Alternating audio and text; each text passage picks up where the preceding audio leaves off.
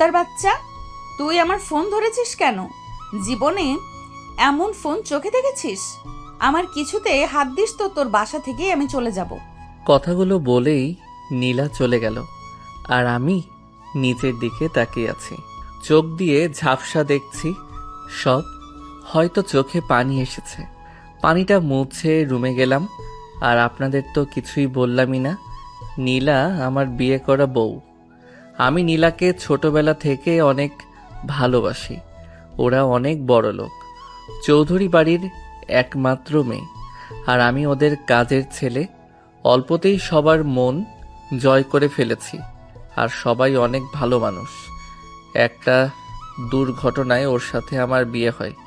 ওর অনেক বড় জায়গায় বিয়ে হওয়ার কথা ছিল, কিন্তু বিয়ের দিন নাকি ছেলেটা অন্য একটা মেয়েকে নিয়ে পালিয়ে যায়। আর এই কথা নীলার বাবা শুনে হার্ট অ্যাটাক করে। পরে ওনার সামাজিক মর্যাদা যেন নষ্ট না হয়, সেজন্য ওই রাতেই আমার সাথে নীলার বিয়ে হয়। আর বাসর রাতেও নীলা আমাকে অনেক অপমান করে।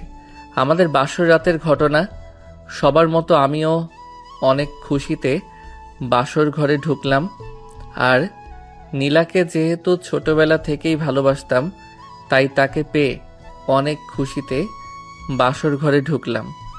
ঢুকার সাথে সাথেই নীলা বলা শুরু করলো, দেখ আবিদ, তুই আমাদের বাড়ির কাজের লোক, তোর সাথে আমার মানায় না, তাই আমার উপর স্ত্রীর অধিকার ফলাতে আসবি না।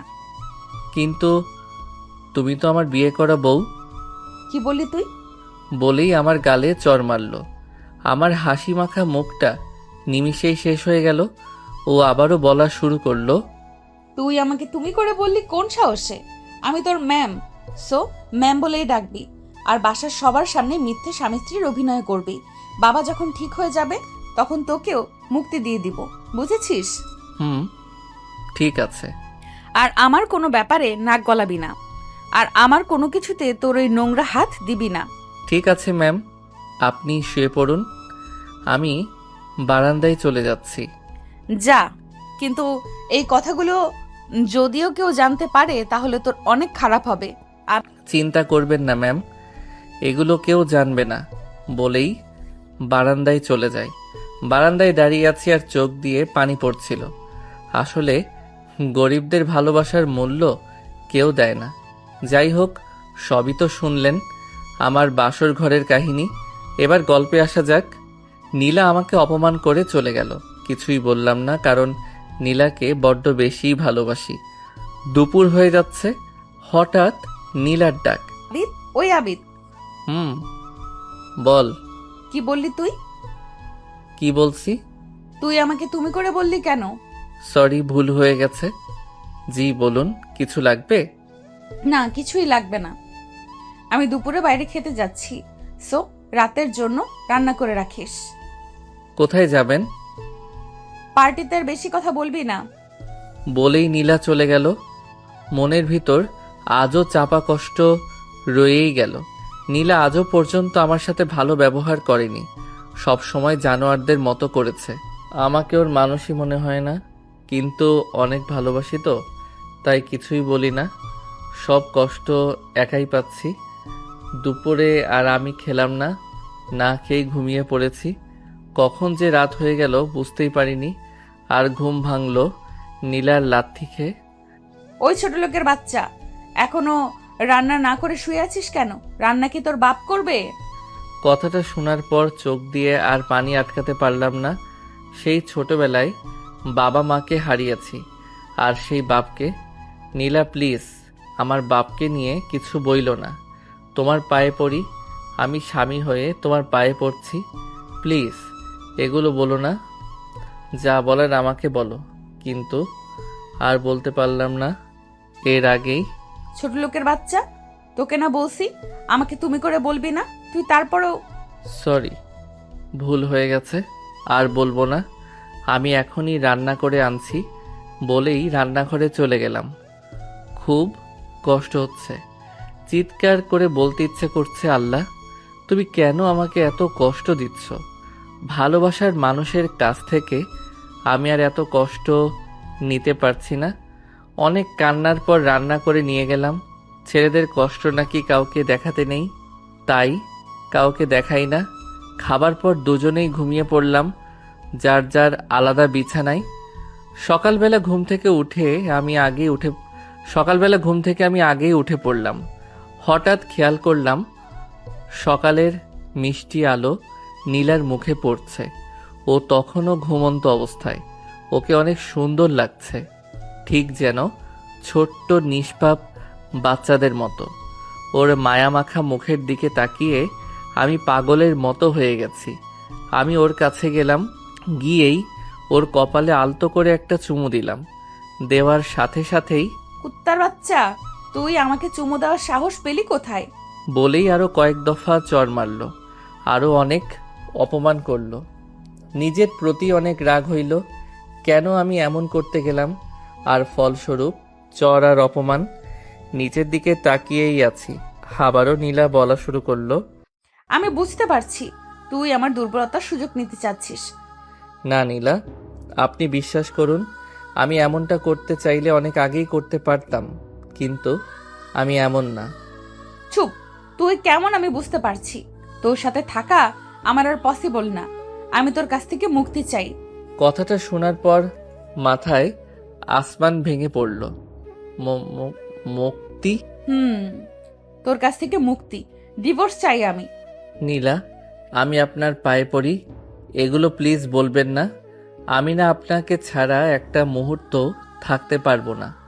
আপনার যত ইচ্ছা আমাকে মারেন, যত খুশি বকেন, তারপরও আমাকে ছেড়ে যাবেন না প্লিজ, বলেই চিৎকার করে কান্না করছি। তোর ন্যাকা কান্না বন্ধ কর তো। আমার না এগুলো ভালো লাগছে না। আমাকে তুই মুক্তি দে। কেন জানি কষ্টে বুকটা ফেটে যাচ্ছে। আমি এতিম মানুষ, আর ছোটবেলা থেকেই কষ্ট পেয়ে বড় হয়েছি। আর আজও কেন জানি নীলা এত অপমান করার পরও নীলাকেই অনেক ভালোবাসতাম, কিন্তু আজও নিজেও হারিয়ে যাবে। অনেক কষ্টে নিজেকে থামালাম আর নীলাকে বললাম, একটা কথা বলবো? বল। আমি আপনাকে মুক্তি দিয়ে দিব, তার আগে আমার একটা শেষ ইচ্ছা ছিল। বল, কিন্তু ডিভোর্স না দেওয়ার ইচ্ছা বলবি না। না না, এগুলো বলবো না। বল তাহলে। আমি আপনাকে 3 মাস পর ডিভোর্স দিয়ে দিব। এই 3 মাস আমাকে প্রতিদিন রাতের বেলা আপনি আমাকে রান্না করে নিজ হাতে খাইয়ে দিবেন। আর এই 3টা মাস আমার সাথে তুমি করে বলবেন, আর আমিও তুমি করে বলবো। এটাই আমার ইচ্ছা। প্লিজ না করবেন না। মাত্র তো 3টা মাস, এরপরই তো আপনি মুক্ত।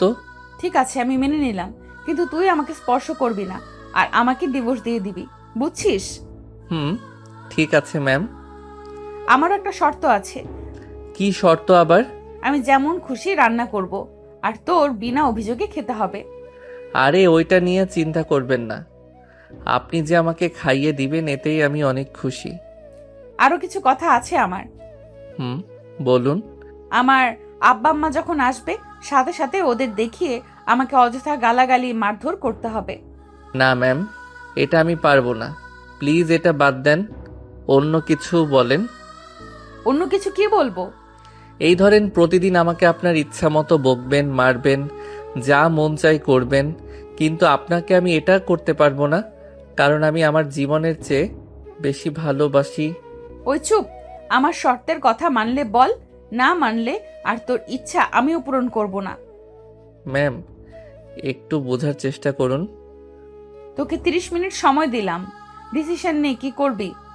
বলেই নীলা চলে গেল। আল্লাহ, আমি কি এতটাই খারাপ? কেন আমার ভালোবাসার মানুষটা আমাকে বোঝে না? আমি তো ওর ক্ষতি চাই না।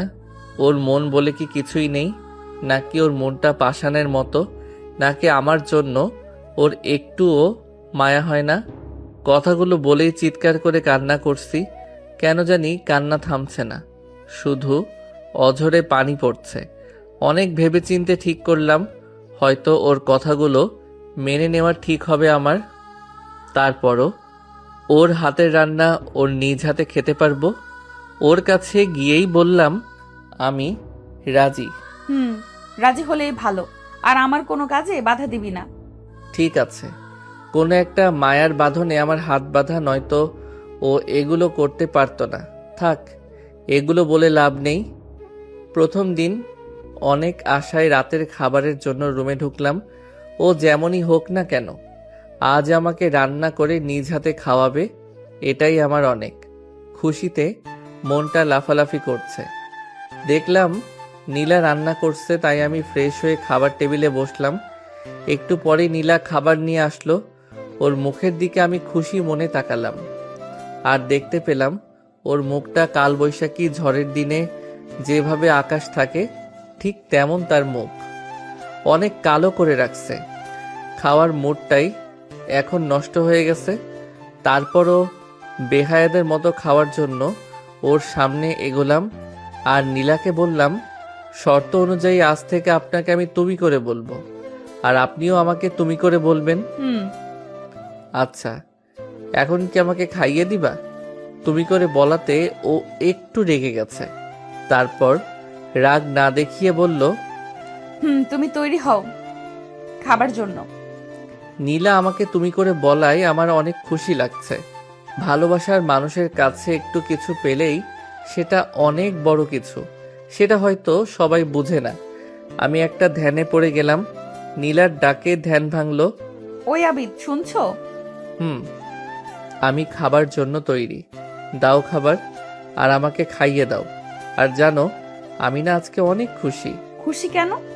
আরে খুশি হব না কেন? তুমি আমাকে নিজ হাতে খাইয়ে দিবা, সেটা কি যে সে ব্যাপার নাকি? হুম, ঠিক তাই। যেমন কুত্তাকে রাজা একটু করুণা করে খেতে দেয়, ঠিক তেমন। কথাটা শোনার পর কি করব বুঝতে পারছি না। এত কষ্ট লাগে কেন? কেন জানি বুকের বাম পাশটা জ্বলে যাচ্ছে। শেষমেশ আমাকে একটা কুত্তার সাথে তুলনা। থাক, তারপরও তো আমাকে খাইয়ে দিবে। সে আমাকে কুত্তা বিলাই যাই ভাবুক। নীলা, তুমি ঠিকই বলেছ, আমি কুত্তাই। তারপরও তো আমাকে খাইয়ে দিবে, এতেই খুশি। তারপর দেখলাম নীলা একটা চামচে করে আমাকে খাওয়ানোর জন্য খাবার এগিয়ে দিচ্ছে। আমি অবাক হয়ে বললাম, নীলা, চামচে না করে হাতে খাইয়ে দিলে অনেক ভালো হতো। ওই চুপ, চামচে করে খাইয়ে দিব। ইচ্ছে হলে খাও, না হলে যাও। আচ্ছা, ঠিক আছে। এরপর নীলা আমার মুখে খাবার তুলে দিল। প্রথম এক চামচ মুখে দেওয়ার পরই আমার চোখ যেন বাইরে বের হয়ে আসছে। ও আবারও আমার মুখে খাবার তুলে দিল। আমিও আবারও মুখে নিলাম। আমি আর সহ্য করতে পারছি না। এত ঝাল আর এত মরিচ দিয়ে রান্না করছে, ঝালে আমার দম বন্ধ হয়ে আসছে। কিছু খাবার খাওয়ার পর আমি উঠে পড়লাম আর কোনো মতে বললাম আমার পেট ভরে গেছে। তারপরও ও জোর করে আরো কয়েক চামচ ঝাল খাবার আমার মুখে পুরে দিল। আমি ঝাল সহ্য করতে না পেরে পানি পানি করতে লাগলাম, কিন্তু একটুও পানি দিল না। এক দৌড়ে বাইরে চলে গেলাম। যেখানে পানি পাইছি ময়লা হলেও ঝালের দাপটে ময়লা মনে হয়নি। সব খাওয়া শুরু করছি। ওই রাতে আর ঘুমাতে পারলাম না। সারা রাত ধরে মুখে ঝাল লেগেই ছিল। খুব কান্নাও করেছিলাম। একটা মেয়ে মানুষ কিভাবে এতটা জানোয়ারের মতো হতে পারে তা ওকে না দেখলে বুঝতেই পারতাম না। মুখটাও অনেক জ্বলছে, যেন আমার মুখটাই পুড়ে গেছে। বারান্দায় হাঁ করে বসে পড়লাম। কখন যেন ঘুমিয়ে পড়ছি বুঝতেই পারিনি। সকালবেলা ঘুম ভাঙলো, দেখলাম নীলা আমার ছবি তুলছে। আমি কোনো মতে জিজ্ঞাসা করলাম, ছবি তুলছো কেন? নীলা আমাকে ছবি দেখালো। আমি দেখতে পেলাম আমার জিহ্বা অনেকটাই বাইরে বের হয়ে আছে। আর ও বলল, দেখো আবিদ, তোমার জিহ্বা কত বড়, বাইরে বের হয়ে আছে, ঠিক যেন কুত্তার মতো। ঠিক বলছি না আবিদ? আমি চাচ্ছি ফেসবুকে এটা আপলোড করব। আচ্ছা নীলা, একটা কথা বলবো? বল। আমাকে কষ্ট দিতে কি তোমার অনেক ভালো লাগে? অনেক মজা পাও? আর আমাকে কেন এত কষ্ট দাও? হাসছো কেন? তো কি করব বলো? তুমি একটা ভিক্ষুক মানুষ, ছোট লোক। তোমাকে এত কষ্ট দিচ্ছি, তারপরও কেন যাচ্ছিস না? কেন মুক্তি দিচ্ছিস না আমায়? কেন পড়ে আছিস? নীলা, তুমি কিন্তু শর্ত ভাঙছো। তুমি কিন্তু আমাকে তুই করে বলছো। ও তাই নাকি? হুম। আর কেন এখনো তোমাকে ছেড়ে যাচ্ছি না জানো? কারণ তোমাকে আমার জীবনের চেয়েও বেশি ভালোবাসি, এটাই কারণ। রাখো তোমার ভালোবাসা। আমার কাছে ভালোবাসার কোনো মূল্য নেই, আর তোমাকে কষ্ট দিতে আমার অনেক ভালো লাগে। এটা যেন আমার দৈনন্দিন রুটিনে পরিণত হয়ে গেছে। নীলা হাসছে, আর আমি শত কষ্টের পরও তার হাসি মাখা মুখের দিকে তাকিয়ে আছি। অনেক ভালো লাগছে, কষ্টগুলাও ভুলে যাচ্ছি। ওই, তুমি হাঁ করে কি দেখছো? তোমাকে ঠাস ঠাস মারলা কেন? আমার দিকে এইভাবে হাঁ করে তাকিয়ে আছো কেন? এখন আমাকে মুক্তি দিচ্ছ না কেন? নীলা, আমি তো তোমার কাছ থেকে 3টা মাস সময় নিয়েছি, তো এমন করছো কেন? থাকলে থাক, না থাকলে চলে যাও। তোমার চেহারাই দেখতে ভালো লাগে না। আচ্ছা নীলা, আমি দেখতে আসলেই অনেক খারাপ? তুই দেখতে খারাপ কিন্তু গরিব, এটাই সবচেয়ে বড় অপরাধ। গরিব হওয়াতে কি অপরাধ আমার? কারণ গরিবদের আমি পছন্দ করি না। কথাগুলো বলেই চলে গেল। আহ, কি কপাল আমার! বারবার এত অপমান, এত নির্যাতন, সবকিছুই এলোমেলো হয়ে যাচ্ছে। আমি জানি পাঠক যারা আছেন সবাই ভাবছেন এত অপমানের পরও আমি এই জানোয়ারের মতো পাষাণ হৃদয়ের মানুষের কাছে থাকছি কেন। তার উত্তর, আমি তাকে অনেক ভালোবাসি। দিনটা এভাবেই কেটে গেল। দ্বিতীয় দিন। আজও নীলা রান্না করছে। হয়তো আজও খাবারে আগের মতো মরিচ দিয়ে আমার কলিজাটা জ্বালিয়ে দিতে চাইবে। জ্বালালে জ্বালাক, দেখি কত কষ্ট দিতে পারে আমাকে। ওই মরিচের খাবারই খাবো। নীলা রান্না করে আনলো। আজ ওর মুখটা অনেক হাসি খুশি। থাক, ও হাসি খুশি থাকলেই আমি খুশি। হয়তো আজ আগের চেয়ে বেশি কষ্ট দিবে আমায়, তাই অনেক খুশি। হঠাৎ নীলার ডাক। ওই আবিদ, আসছি। তাড়াতাড়ি হাত মুখ ধুয়ে খেতে বসলাম, আর ও আমার মুখে খাবার দিতে লাগলো। আর এমন সময় বলল, আচ্ছা আবিদ, তুমি কি আমায় অনেক ভালোবাসো? অনেক। তোমার জন্য সব করতে পারবো। Very good. তো আমার একটা কথা ছিল আবিদ। নীলার কথা শুনে মনে হচ্ছে হয়তো আমার প্রতি একটু মায়া হচ্ছে ওর মনে, তাই হয়তো এগুলো জিজ্ঞাসা করছে। তাই আমিও বললাম, বলো নীলা, কি কথা? আমি আজকে অনেক কষ্ট করে তোমার জন্য রান্না করছি, খাবারগুলো খাবে তো? মনে মনে ভাবলাম হয়তো ভালোভাবে রান্না করছে তাই এগুলো বলছে। তাই একটু হাসি দিয়ে বললাম, খাবো না মানে? অবশ্যই খাবো। তুমি রান্না করছো আর আমি খাবো না, তা কি হয়? নীলা মিষ্টি সুরে বলল, তাহলে আজ কোনো খাবার তুমি ফেলবে না, যতটুকু মুখে দিব সব খাবে, ঠিক আছে? আচ্ছা ম্যাম, ঠিক আছে। তাহলে হা করো। এই হা করলাম, দাও। নীলা আমার মুখে খাবার দিল। একটু ঝাল না, আমার মুখে একটু ঝাল লাগছে না, কিন্তু কোনোভাবেই বমি আটকাতে পারছি না। খাবারে এত বেশি পরিমাণ লবণ দিচ্ছে, লবণের লবণাক্ততা এতই বেশি যে আমার বমি আসছে। তারপরও কোনো রকম বমি আটকাতে চেষ্টা করলাম, কিন্তু আটকাতে পারছি না। আর এদিকে নীলা আমার মুখে একের পর এক খাবার দিচ্ছে, আর আমি চোখ বন্ধ করে আল্লাহকে ডাক দিলাম, আল্লাহ, তুমি আমাকে সহ্য করার শক্তি দাও। আল্লাহ, কোনোভাবেই যেন আমার এখন বমি না হয়। হয়তো আল্লাহ আমার দোয়াটা কবুল করেনি, আমি বমি করে দিলাম, আর কয়েক ফোঁটা বমি নীলার শরীরে গিয়ে পড়ে। আর সাথে সাথে ওর জুতা হাতে নিয়ে, ছোট লোকের বাচ্চা, তোকে আমি খাইয়ে দিচ্ছি আর তুই প্রতিদান দিলি? বিশ্বাস করো নীলা, আমি ইচ্ছা করে দেইনি, তুমি একটু বিশ্বাস করো। চুপ, তোর এই জন্য শাস্তি পেতে হবে। নীলা, কি বলছো এসব? চুপ কর, নয়তো আমি এক্ষুনি তোর এই ভাঙা বাসা থেকে চলে যাব। না না নীলা, বলো কি শাস্তি? আজ সারা রাত তুই এক পায়ে ভর করে দাঁড়িয়ে থাকবি, একটুও ঘুমাতে পারবি না। এটা কিভাবে সম্ভব? এটাই করতে হবে। আচ্ছা, আমি মেনে নিলাম, কিন্তু তারপরও আপাতত তুমি চলে যেও না। ওই দিন সারা রাত এক পায়ে দাঁড়িয়ে রইলাম, আর ওই লবণের খাবার খেয়ে পেটে সমস্যা হয়ে যায়। মোট কথা, ওই রাতটা আমার কাছে জাহান্নামের মতো মনে হয়েছে। খুব কান্না করছিলাম। আজ বাবা মা নেই, তারপরও কত কষ্ট। ওর মন বলে হয়তো কোনো কিছু নেই, হয়তো শত্রুকেও এমন সাজা দেওয়া হয় না।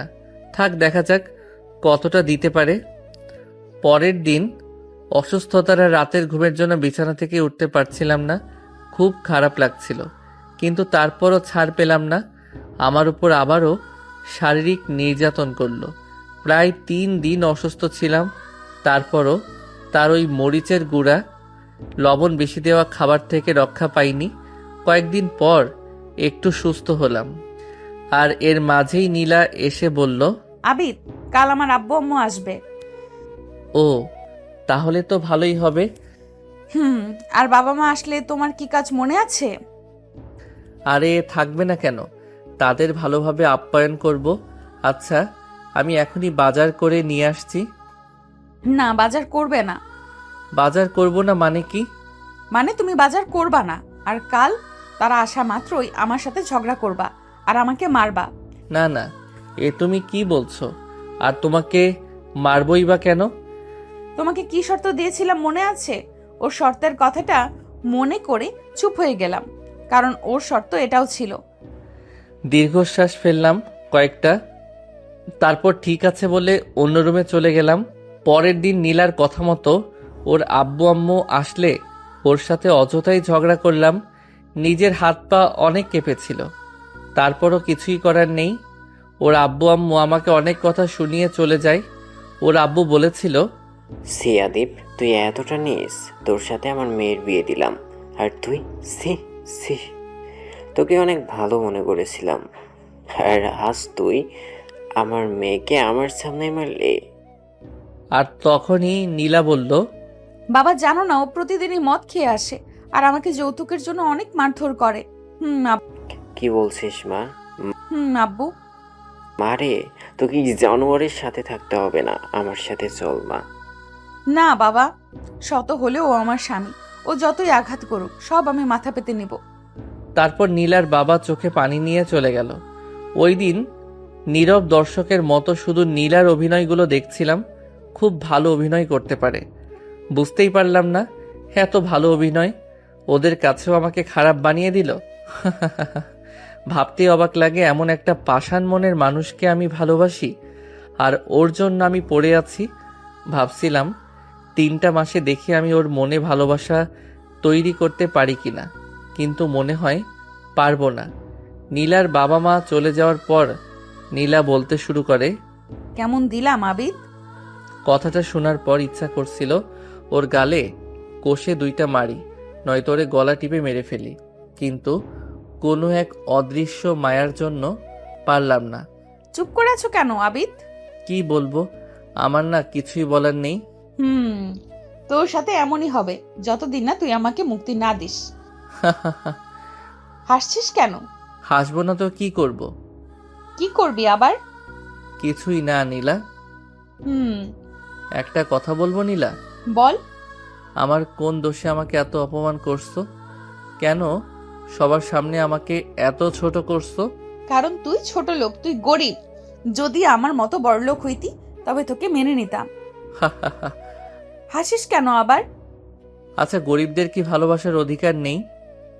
আছে, তবে তোদের লেভেলের। আমাদের মতো আসমানের চাঁদকে না। ঠিকই বলেছ নীলা, কিন্তু একটা কথা কি জানো? কি কথা? একদিন ঠিকই আমাকে হারানোর ব্যথা তোমাকে পেতে হবে। অভিশাপ দিচ্ছিস? অভিশাপ না, তোমার ভবিষ্যৎ বাস্তবতা বলছি। গণক হইলে কবে থেকে? গণক না, তবে একটা কথা মনে রেখো, কাউকে কষ্ট দিয়ে কেউ ভালো থাকতে পারে না, তাকেও কাঁদতে হয়, হয় 2 দিন আগে নয়তো 2 দিন পর। আর রাখ তোর নীতি কথা, আমার সাথে মিলতে হলে আমার মতো টাকার মালিক হতে হবে। টাকা রে টাকা। সেদিন আর কিছুই বললাম না, বুঝতে পারলাম ওর টাকার উপর অনেক লোভ, যার কারণে এমন করছে। পরের দিন, আবিদ, ওই আবিদ, বলো। সামনের সপ্তাহে আবারও আমার আব্বা আসবে, আবারও তুমি এমন করবে? নীলা প্লিজ আর এমন করো না। চুপ। শর্ত অনুযায়ী তোমাকে করতেই হবে। ঠিক আছে। এভাবেই আমার দিন কাটতে লাগলো। হঠাৎ একটা ঘটনা ঘটে গেল, যেটা আমার কাছে স্বপ্নের মতো মনে হলো।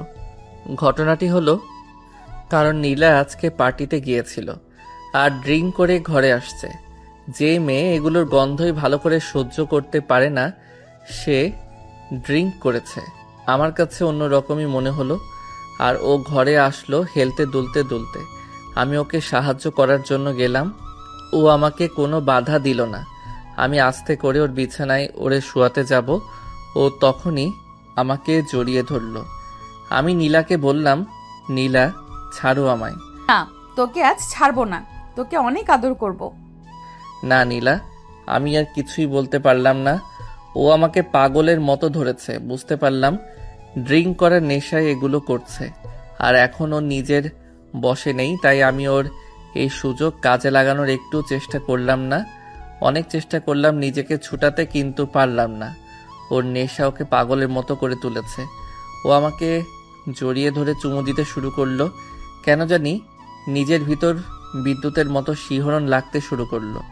আমি আবারও ব্যর্থ চেষ্টা করলাম, কিন্তু ওর সাথে পারলাম না। ওর নেশা ওকে পাগলের মতো করে দিয়েছে। সেই রাতে আমাদের মধ্যে অনেক কিছু হয়ে যায়, যেগুলো সম্পূর্ণ আমার অনিচ্ছায়। তারপর কখন যে ঘুমিয়ে গেলাম বুঝতেই পারিনি। সকালবেলা কান্নার আওয়াজে আমার ঘুম ভাঙলো। ঘুম থেকে উঠে দেখি নীলা কান্না করছে, আর আমি নীলাকে কিছু বলতে যাব, ঠিক সেই মুহূর্তে ছোট লোকের বাচ্চা, তুই কেন এই কাজ করলি? তুই এগুলো কি করলি? বিশ্বাস চুপ, তোর নাটক বন্ধ কর। বলেই আবার আমাকে কয়েক দফা চড় মারল, আর অনেক অপমান। কিন্তু কেন জানি কষ্ট লাগছে না, কারণ এগুলো নতুন নয়। এই ঘটনার পর থেকে নীলা আমার সাথে আগের চেয়ে বেশি খারাপ ব্যবহার করে। এর মাঝখানে কয়েকবার নীলার বাবা আসে, আর আমাকে মিথ্যা অভিনয় করতে হয়। নীলা প্রতিবারই আমাকে ওদের সামনে ছোট করত। হঠাৎ একদিন নীলা মাথা ঘুরিয়ে পড়ে যায়। আমি অনেক ভয় পেয়ে যাই। তারপর আমি ডাক্তার আনলাম। ডাক্তার পরীক্ষা নিরীক্ষা করে জানালো, খুশির সংবাদ আবিদ সাহেব, আপনার কি সংবাদ? স্ত্রী মা হতে চলেছে। শুনে এত খুশি লাগলো যা বলার বাইরে। যেন আকাশের চাঁদ পাবো আমি, এত খুশি জীবনেও লাগেনি। নীলা হঠাৎ আমাকে ডাক দিল। কিরে আবিদ, তুই অনেক খুশি নাকি? নীলা, অনেক খুশি। তোমার কাছে আমি আর কিছুই চাই না, শুধু আমার। চুপ কুত্তার বাচ্চা, এই সন্তান নিয়ে তুই কিছুই বলবি না। তুই কি করে ভাবলি তোর মতো একটা ফকিন্নির বাচ্চার পাপ আমার পেটে রাখবো? ওটা আমি শেষ করে দিব। প্লিজ নীলা, এমন কইরো না। ওর তো কোনো দোষ নেই। চুপ কর, ওটা আমি শেষ করবই, কিন্তু এর ভেতরে আমার একটা খেলা আছে, ওইটা আগে শেষ করি। কিছুই বুঝলাম না কিসের খেলা। হঠাৎ নীলা তার বাবাকে ফোন দিল আর আসতে বলল, আর আমাকে আমার শর্তটাও নীলা মনে করিয়ে দিল, যেন আজও ওর বাবার সামনে ওর সাথে খারাপ ব্যবহার করি আর তাকে মারধর করি। আমার মাথাটা ভন ভন করে ঘুরছে। কেন এমন করছে নীলা, আর নতুন কি প্ল্যান করেছে, সব নিয়ে মাথাটা ঘুরপাক খাচ্ছে আমার, কিন্তু কিছুই বুঝতে পারলাম না। কিছুক্ষণ পর নীলার বাবা আসলো, আর আমি অন্য ঘরে ঘুমানোর অভিনয় করলাম। নীলার বাবা আর নীলার কথাগুলো ঠিক এমন। বাবা, একটা কথা বলবো? বল মা। বাবা, কথাটা শুনে কষ্ট পাবে না তো? কি হয়েছে মা, আমাকে বল। বাবা, তুমি না আমি নাকি? তুমি না নানা হতে চলেছো। হুররে, সত্যি বলছিস মা? বাবা। মারে, আজ তো আমার আনন্দ লাগছে, যা বলে বোঝাতে পারবো না। আদিপ কই? ওর কথা আর বলো না বাবা। কেন মা? ও শুধু যৌতুকের জন্য আমাকে মারে। কথাটা শোনার পর আমার চোখ দিয়ে এমনিতেই পানি এসে গেল। খুব ভালোই বলছে আমাকে নিয়ে, আবার একটু পরই এটা নিয়ে আমাকে নাটক করতে হবে। ভালোই, আমার জীবনটাই নাটকের। আমাকে নিয়ে শুধু খেলবে। এরপর খেয়াল করলাম নীলার বাবার কান্না মাখা কণ্ঠ। মারে, ও এমন তো ছিল না, আর কেন এমন করছে ও? নীলা কান্নার অভিনয় করে বলল, বাবা, আবিদ জানো কি বলেছে? কি বলছে? 3 দিনের ভেতর 10 লক্ষ টাকা না দিলে আমার পেটের সন্তান মেরে ফেলবে। কথাগুলো শুনে আমার মাথায় যেন আসমান ভেঙে পড়ল, পায়ের নিচ থেকে মাটি সরে গেল। কি বলছে ও? আমি তো এমন কিছুই করছি, আর টাকা নিয়েও কি করবে? হঠাৎ শুনতে পেলাম নীলার বাবা বলছে, আমি কালকেই টাকা পাঠিয়ে দিব, তুই চিন্তা করিস না মা। বলেই হাসি মাখা মুখে এসে কান্না ও কষ্টে ভরা হৃদয় নিয়ে উনি চলে গেল। আর যাওয়ার আগে একবার আমার রুমে এসে বলল, বাবা, তুই আমার মেয়েটাকে কষ্ট দিস না। বলেই চলে গেল। আমারও মনটা ভেঙে গেল। একটা মানুষ এতটা জঘন্য হতে পারে আগে জানতাম না। আমিও মনে মনে অনেক কষ্ট পাইলাম, আর মনে মনে বললাম, নীলা একদিন ঠিকই এর মাসুল তোমাকে দিতে হবে। এভাবেই দিনগুলো কাটতে লাগলো আমার। দেখতে দেখতে প্রায় 3 মাস হয়ে যাচ্ছে। এরই মধ্যে নীলা অনেকগুলো টাকা ওর বাবার কাছ থেকে আনে, কিন্তু টাকাগুলো দিয়ে কি করলো, কোথায় আছে, সবই আমার অজানা। কিন্তু সব দোষ হয়তো আমারই পড়বে। 3 মাস পূর্ণ হতে মাত্র আর কয়েকটা দিন, হঠাৎ নীলা আমাকে এসে বলল, কিরে আবিদ, ডিভোর্স কই? নীলা, এটা না নিলে হয় না। চুপ কর। নীলা, তোমার পেটে আমাদের সন্তান, ওর কথাগুলো একটু ভাবো। ভাবছি তো, তবে আজ একটু ভালোভাবেই ভাব। তুমি এমন করছো কেন নীলা? শুনবি নাকি? হুম, বলো নীলা। তাহলে শোন, আমি একটা অনেক বড়লোক ছেলেকে ভালোবাসি, অনেক টাকার মালিক, তোর মতো ফকিরনি না। তাহলে তো ওকেই বিয়ে করতে পারতে। করতাম, কিন্তু তোর জন্য হলো না। আমার জন্য? তোর জন্য। ওই দিন আমার বিয়েটা ভেঙে যাওয়ার পর আমি ওকেই বিয়ে করতাম, কিন্তু আব্বু আমাকে তোর সাথে বিয়ে দিয়ে দিল। তুমি তো ওর কথা বলতে পারতে। বলছিলাম, কিন্তু লাভ হয়নি। আব্বু তোকে অনেক ভালোবাসতো, তাই সেদিন আমার ভালোবাসাকে মূল্য না দিয়ে তোর বিশ্বাসকে বাবা ভালোবেসে তোর মতো ফকিন্নির সাথে আমার বিয়ে দিয়ে দেয়, যার কারণে আমার স্বপ্নের রাজপ্রাসাদ সহ রাজপুত্রকে হাতছাড়া করি। আর এটার জন্য তুই দায়ী। এতক্ষণে আমার কাছে কিছুটা পরিষ্কার হয়ে যাচ্ছে কেন এমন করে আমার সাথে। আমিও বললাম, নীলা, তার জন্য আমি কিভাবে দায়ী হলাম? আর আমাকে কেন তোমার বাবার সামনে এত ছোট করলে? তোর জন্য সব হয়েছে। তোকে বাবা ভালোবেসে এসব করেছে, তাই সবার আগে বাবার কাছে তোকে খারাপ বানালাম। আর এখন এমন একটা কাজ করব, তুই সারা জীবনের জন্য বাবার কাছে খারাপ হয়ে থাকবি। নীলা, কি বলছো এসব? চুপ কর। নীলা বলেই ওর বাবাকে কল দিল। বাবা, আমাকে বাঁচাও। আবিদ আমাকে যৌতুকের জন্য মেরে ফেললো। বাবা বাঁচাও, বাবা। ফোনটা কেটে দিল নীলা। ওপাশে কল আসছেই তো আসছে, কিন্তু নীলা রিসিভ না করে বলল, দেখলি আবিদ কি বললাম? নীলা, তুমি ঠিক আছো তো? কেন এমন মিথ্যা বললে? আমি তো কিছুই বলিনি। শোন আবিদ, তুই বাবাকে দেখিয়ে এত কিছু করিস, আর আমি বাবাকে তোর নামে এত কিছু বলি, তারপরও উনি কেন জানি তোর সামনে একটু রিয়েকশন দেখালেও আমার সামনে বাবা এটা সহজভাবে মেনে নেয়। ডিভোর্সের কথা বলাতে বাবা আমাকে কিছুদিন আগে মারছেও। বুঝতে পারলাম তুই ডিভোর্স দিলেও বাবা আবার আমাকে তোর গলায় ঝুলাবে, তাই আজ নতুন নাটক সাজাইলাম। আর তোর সন্তান ওটাও এখন শেষ করার মাধ্যমে আমার প্ল্যান শেষ করব। বলেই নীলা নিজের পেটের মাঝে নিজেই এমন জোরে আঘাত করলো, মনে হয় পেটের বাচ্চাটা শেষ। পুরো ঘর রক্তে ভরে যাচ্ছে। নীলা মাটিতে লুটে পড়ল, আর আমি নীলাকে দৌড়ে গিয়ে ধরলাম। ওকে যেইমাত্র হাসপাতালে নিতে যাব, তখনই নীলার বাবা পুলিশ নিয়ে আমার সামনে হাজির। আর নীলা এতক্ষণ যা বলছিল সব রেকর্ড করেছিলাম, কিন্তু ও হয়তো জানে না রেকর্ড করা কথাগুলো আমার ফোনে ছিল। কিন্তু পরে নীলাকে ধরতে গিয়ে ফোনটা এক সাইডে রাখলাম, কিন্তু কোথায় রাখলাম এত চাপের পরে কিছুই আর মনে থাকলো না। তারপর ওকে যেইমাত্র হাসপাতালে নিতে যাব, তখনই নীলার বাবা পুলিশ নিয়ে আমার সামনে হাজির।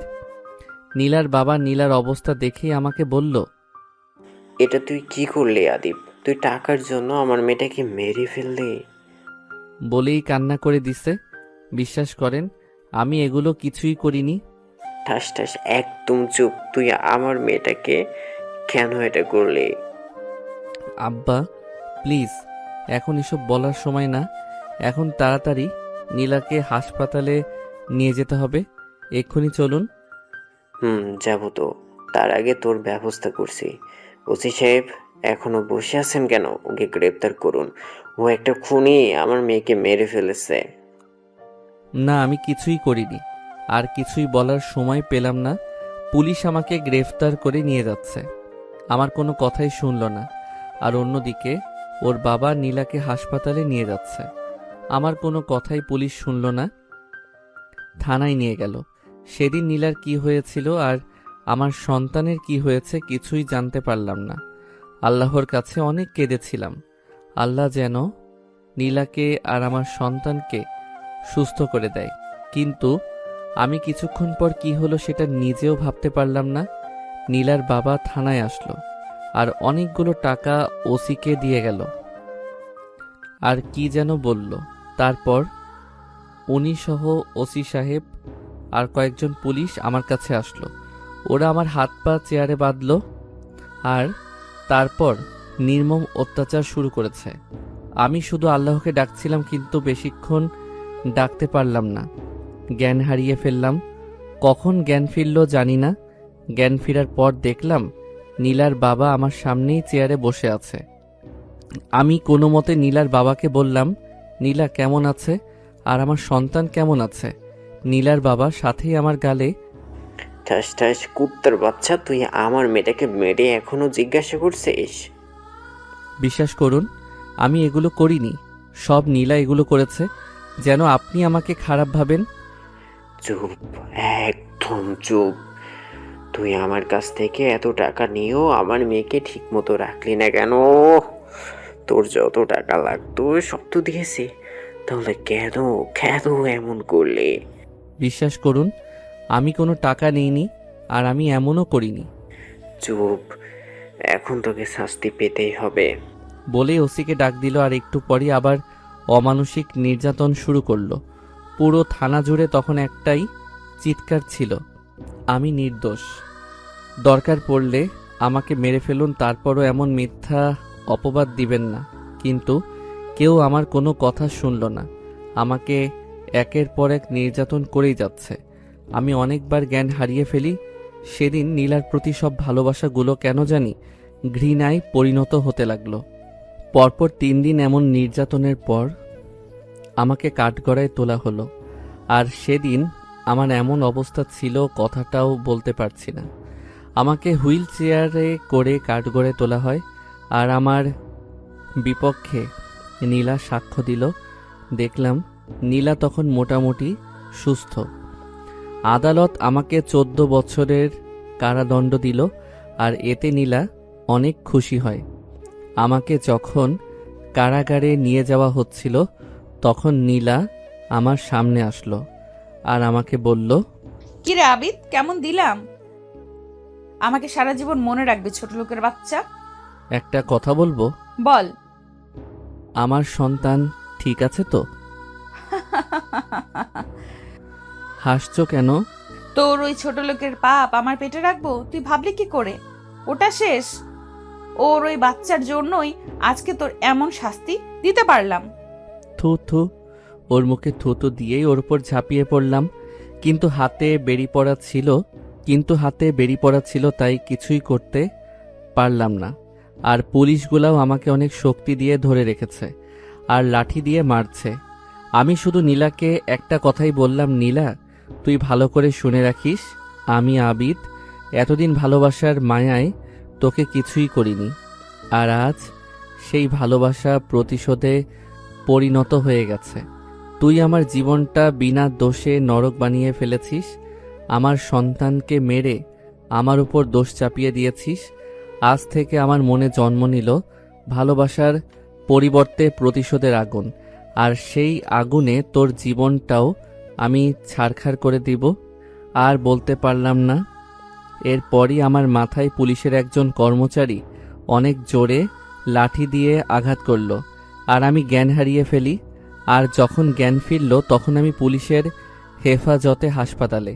আমি যখন হাসপাতালে আস্তে আস্তে সুস্থ হই তখন আমাকে কারাগারে পাঠানো হয়। আর আমি একটু ঠান্ডা মাথায় ভাবলাম ফোনটা কই রেখেছিলাম, আর আমাকে ওইটা মনে করতেই হবে। নিজে নির্দোষ প্রমাণ করে তারপর আমার প্রতিশোধ নিতে হবে। প্রতিশোধের নেশায় আমার মাথাটা নষ্ট হয়ে যাচ্ছে। আমি জেলখানায় বসে বসে দিন কাটাতে থাকলাম আর ভাবলাম কোথায় রেকর্ডটা রাখছি। সেদিন কোর্টে বলতে পারতাম, কিন্তু বলার শক্তিটাও ছিল না। আর এইদিকে জেলখানার ভিতরে একটা পুলিশকে সব খুলে বললাম, আর কথাগুলো শুনে উনিও কেঁদে দিছে। আসলে পুলিশের ভিতরও অনেক ভালো মানুষ আছে, তার প্রমাণ আব্দুর রহমান ভাই। আর হ্যাঁ, আব্দুর রহমান ভাই একজন পুলিশ।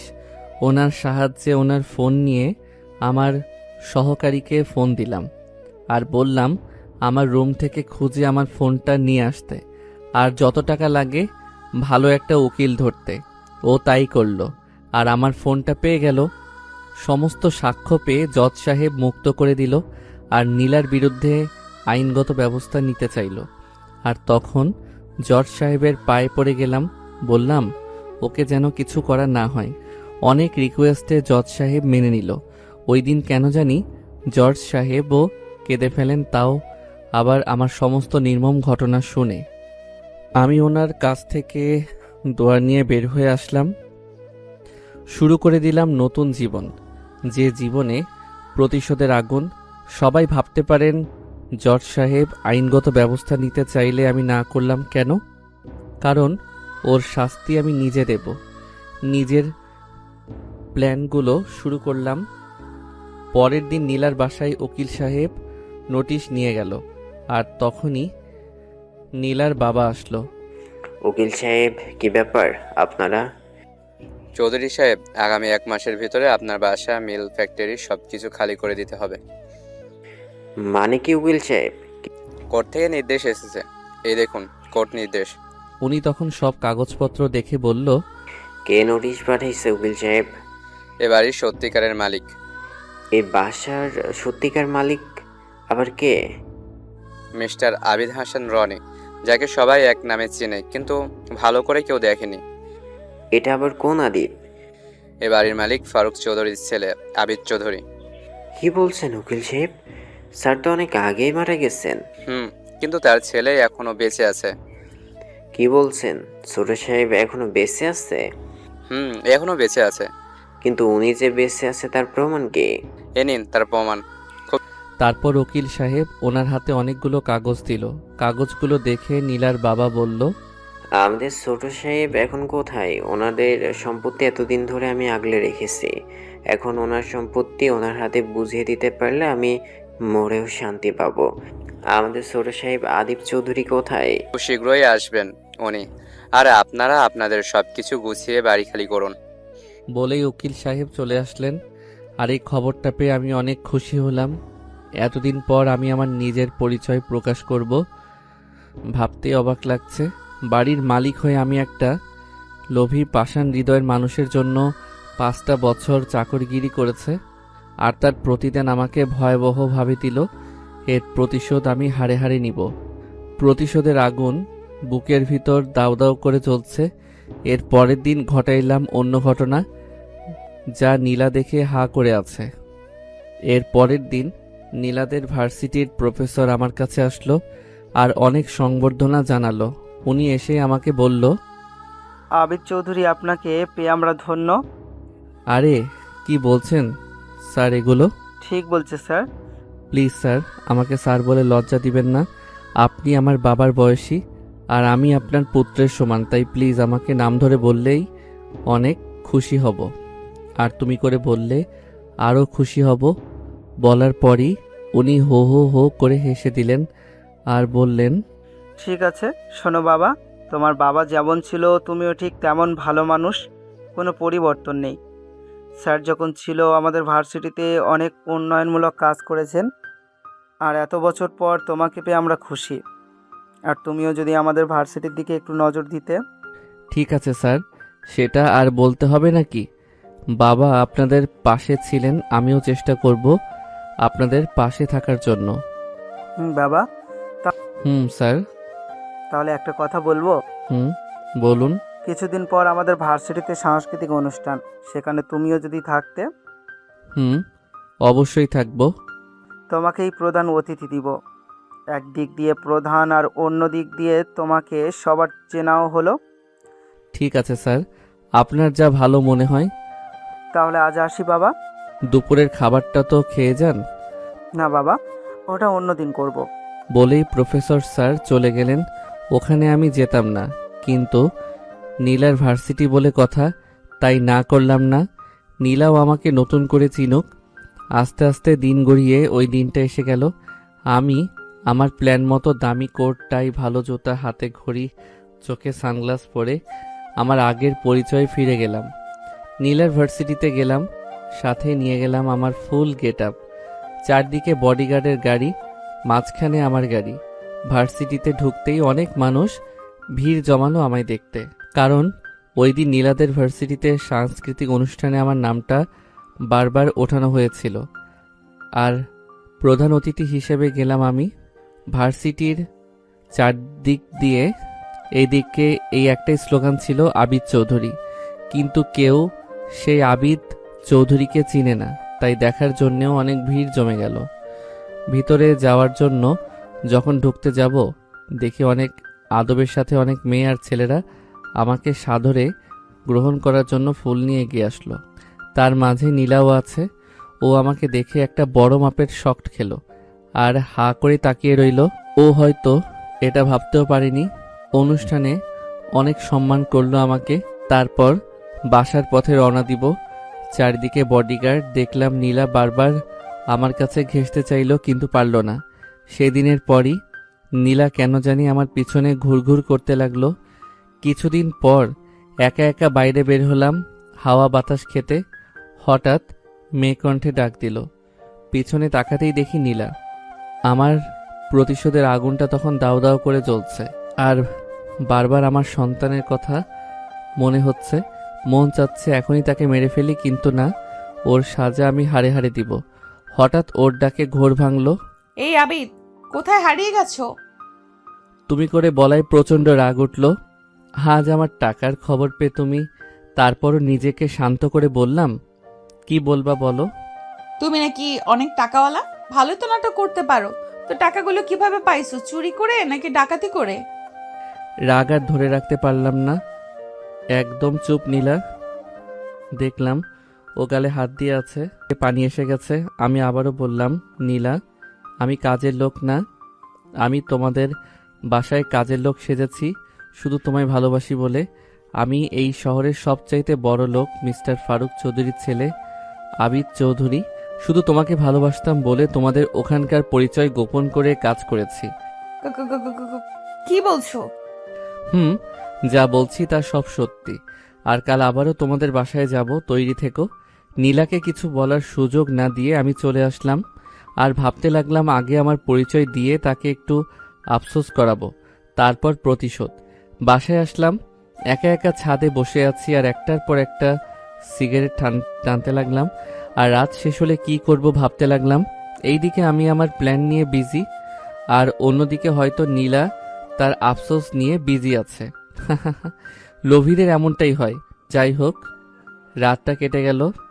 সকালবেলা উকিল সাহেবকে ফোন দিয়ে সবকিছু বলে দিলাম, যা যা করতে হবে। আর আমি আমার প্রস্তুতি নিলাম। উকিল সাহেব ওদের বাসায় গেল, গিয়ে আবারও নীলার বাবাকে ডাক দিল। নীলার বাবা এসে জিজ্ঞেস করলো, আবার কি হয়েছে উকিল সাহেব? তেমন কিছু না, আপনারা যে বাড়ির ছেলে যাবেন সেটা মনে করিয়ে দিতে আসলাম। তখনই নীলা আসলো আর বলল, বাড়ি ছেড়ে চলে যাব মানে? আমাদের বাড়ি ছেড়ে দিতে হবে। আমরা আমাদের বাড়ি ছেড়ে দিব মানে কি বাবা? এই এই উকিল সাহেব কি বলছে?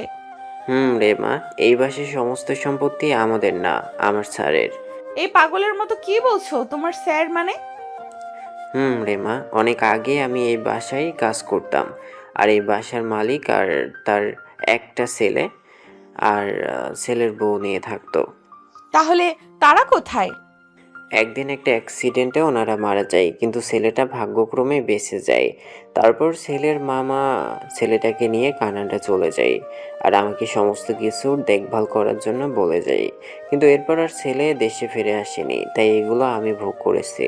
এখন ফিরে এসেছে, তাই সব ফিরিয়ে দিতে হবে। হোয়াট? কি বলছো এইসব? তাহলে আমরা থাকবো কোথায়? মারে, আমার মালিক অনেক ভালো ছিল, আর তার ছেলে নিশ্চয়ই ভালোই হবে। আর এতদিন ধরে ওনাদের সব কিছু দেখাশোনা করেছি, তো উনি নিশ্চয়ই আমাদের থাকার ব্যবস্থাটাও করে দিবে। নীলা পাগলের মতো কান্না শুরু করে দিছে। না বাবা, আমি এগুলো মানবো না। আমার এতদিনের ভালোবাসার এই বাড়ি, আমি কোনোভাবে এই বাড়ি ছেড়ে দিয়ে ফকির হতে চাই না। মারে, সেটা বললে তো হবে না, কোর্ট থেকে নির্দেশ এসেছে। বাবা, এই বাসার মালিকের কাছে দরকার পড়লে এই বাসায় ভিক্ষা চাইবো। আর উনি যেহেতু অনেক বড় মনের আর ধনী মানুষ, তার জন্য এটা আমাদের দিয়ে দিলেও সমস্যা হবে না। বলেই আরো কান্না শুরু করে দিল। নীলা, তুই কান্না করিস না, আগে ছোট সাহেবকে আসতে দে, তারপর দেখি যাক। না বাবা, আমি এই বাড়ি ছেড়ে যাব না। এগুলো সব আমার, আমি কারো হতে দেব না। নীলা, তুই কি পাগল হয়ে গেছিস? বোঝার চেষ্টা কর মা, কেন এমন করছিস? বাবা, আমি যাব না। আরে যেতে হবে না, আগে ছোট সাহেব তো আসুক। কোথায় তোমার ছোট সাহেব? আর তখনই দরজার দিক থেকে একটা জোরে একটা আওয়াজ আসলো, এই যে আমি। সবাই দরজার দিকে তাকিয়ে হাজার ভোল্টের একটা শক খেলো। সবাই চুপ হয়ে গেল, কারণ দরজার পাশে তখন অন্য কেউ ছিল না, সেখানে আমি ছিলাম। নীলা আর নীলার বাবা যেন কাঁপতে লাগলো, আর ওরা ভূত দেখার মতো চোখ দুটো বড় বড় করে বের করে রাখলো। কারো মুখে কোনো কথা নাই, একদম নিস্তব্ধ হয়ে গেল বিশাল বড় বাড়িটা। একদম যেন কোনো জনমানব নেই ঘরে, ঠিক তেমন হয়ে গেল। সবার নীরবতা ভাঙার জন্য আমি জোর কণ্ঠে বললাম, আমি সেই আবিদ চৌধুরী। নীলার বাবা বলল, আদিপ তুই? নীলা বলল, আদিপ, তুই সাথে সাথে নীলার গালে। ঠাস ঠাস ও পড়ে গেল। আবার দাঁড়ালো আর নীলার বাবা ধমক দিয়ে বলল, আদিপ। আর তখনই চিৎকার করে বললাম, চুপ, একদম চুপ। আপনি যদি আমার বাবার বয়সী না হতেন আপনাকে বোঝাতাম, কিন্তু আমি তা করলাম না, কারণ আপনি আমার বাবার মতো, তাই আপনাকে বাবার হিসেবে মাফ করে দিলাম। কিন্তু আপনার মেয়ে নীলা যা করেছে আমার সাথে, তার কোনো মাফ নেই। কাজের মানুষের মেয়ে হয়ে মালিকের নাম মুখে নিচ্ছে। নীলা দৌড়ে এসে বলল, আদিপ, তুমি না আমাকে ভালোবাসো? হাসছো কেন? ভালোবাসা আমার জীবন থেকে মরে গেছে। তুই এখন আমার বউ, তোকে আমি ডিভোর্স দেইনি। আবিদ, আমাকে ডিভোর্স দিও না, আমরা অনেক সুন্দর সংসার সাজাবো।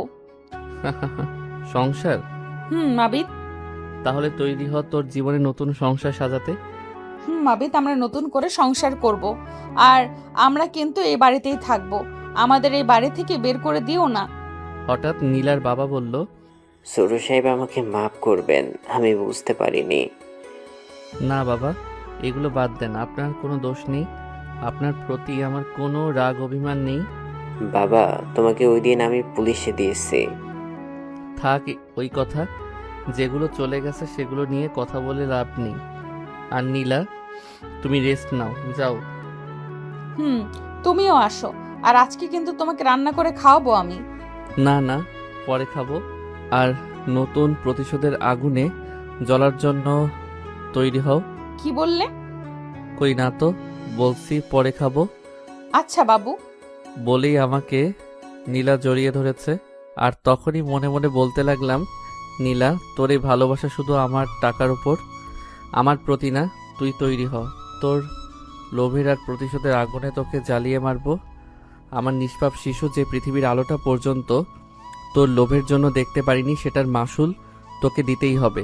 সেদিনের মতো হাসি খুশিভাবে চলে আসলাম আর ভাবতে শুরু করলাম, এবার খেলা জমে উঠেছে।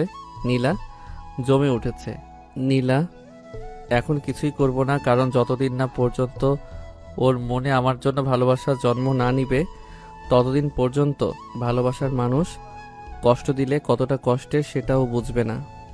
ওর মনে আগে ভালোবাসার অভিনয় করতে হবে, যেই ভাবা সেই কাজ।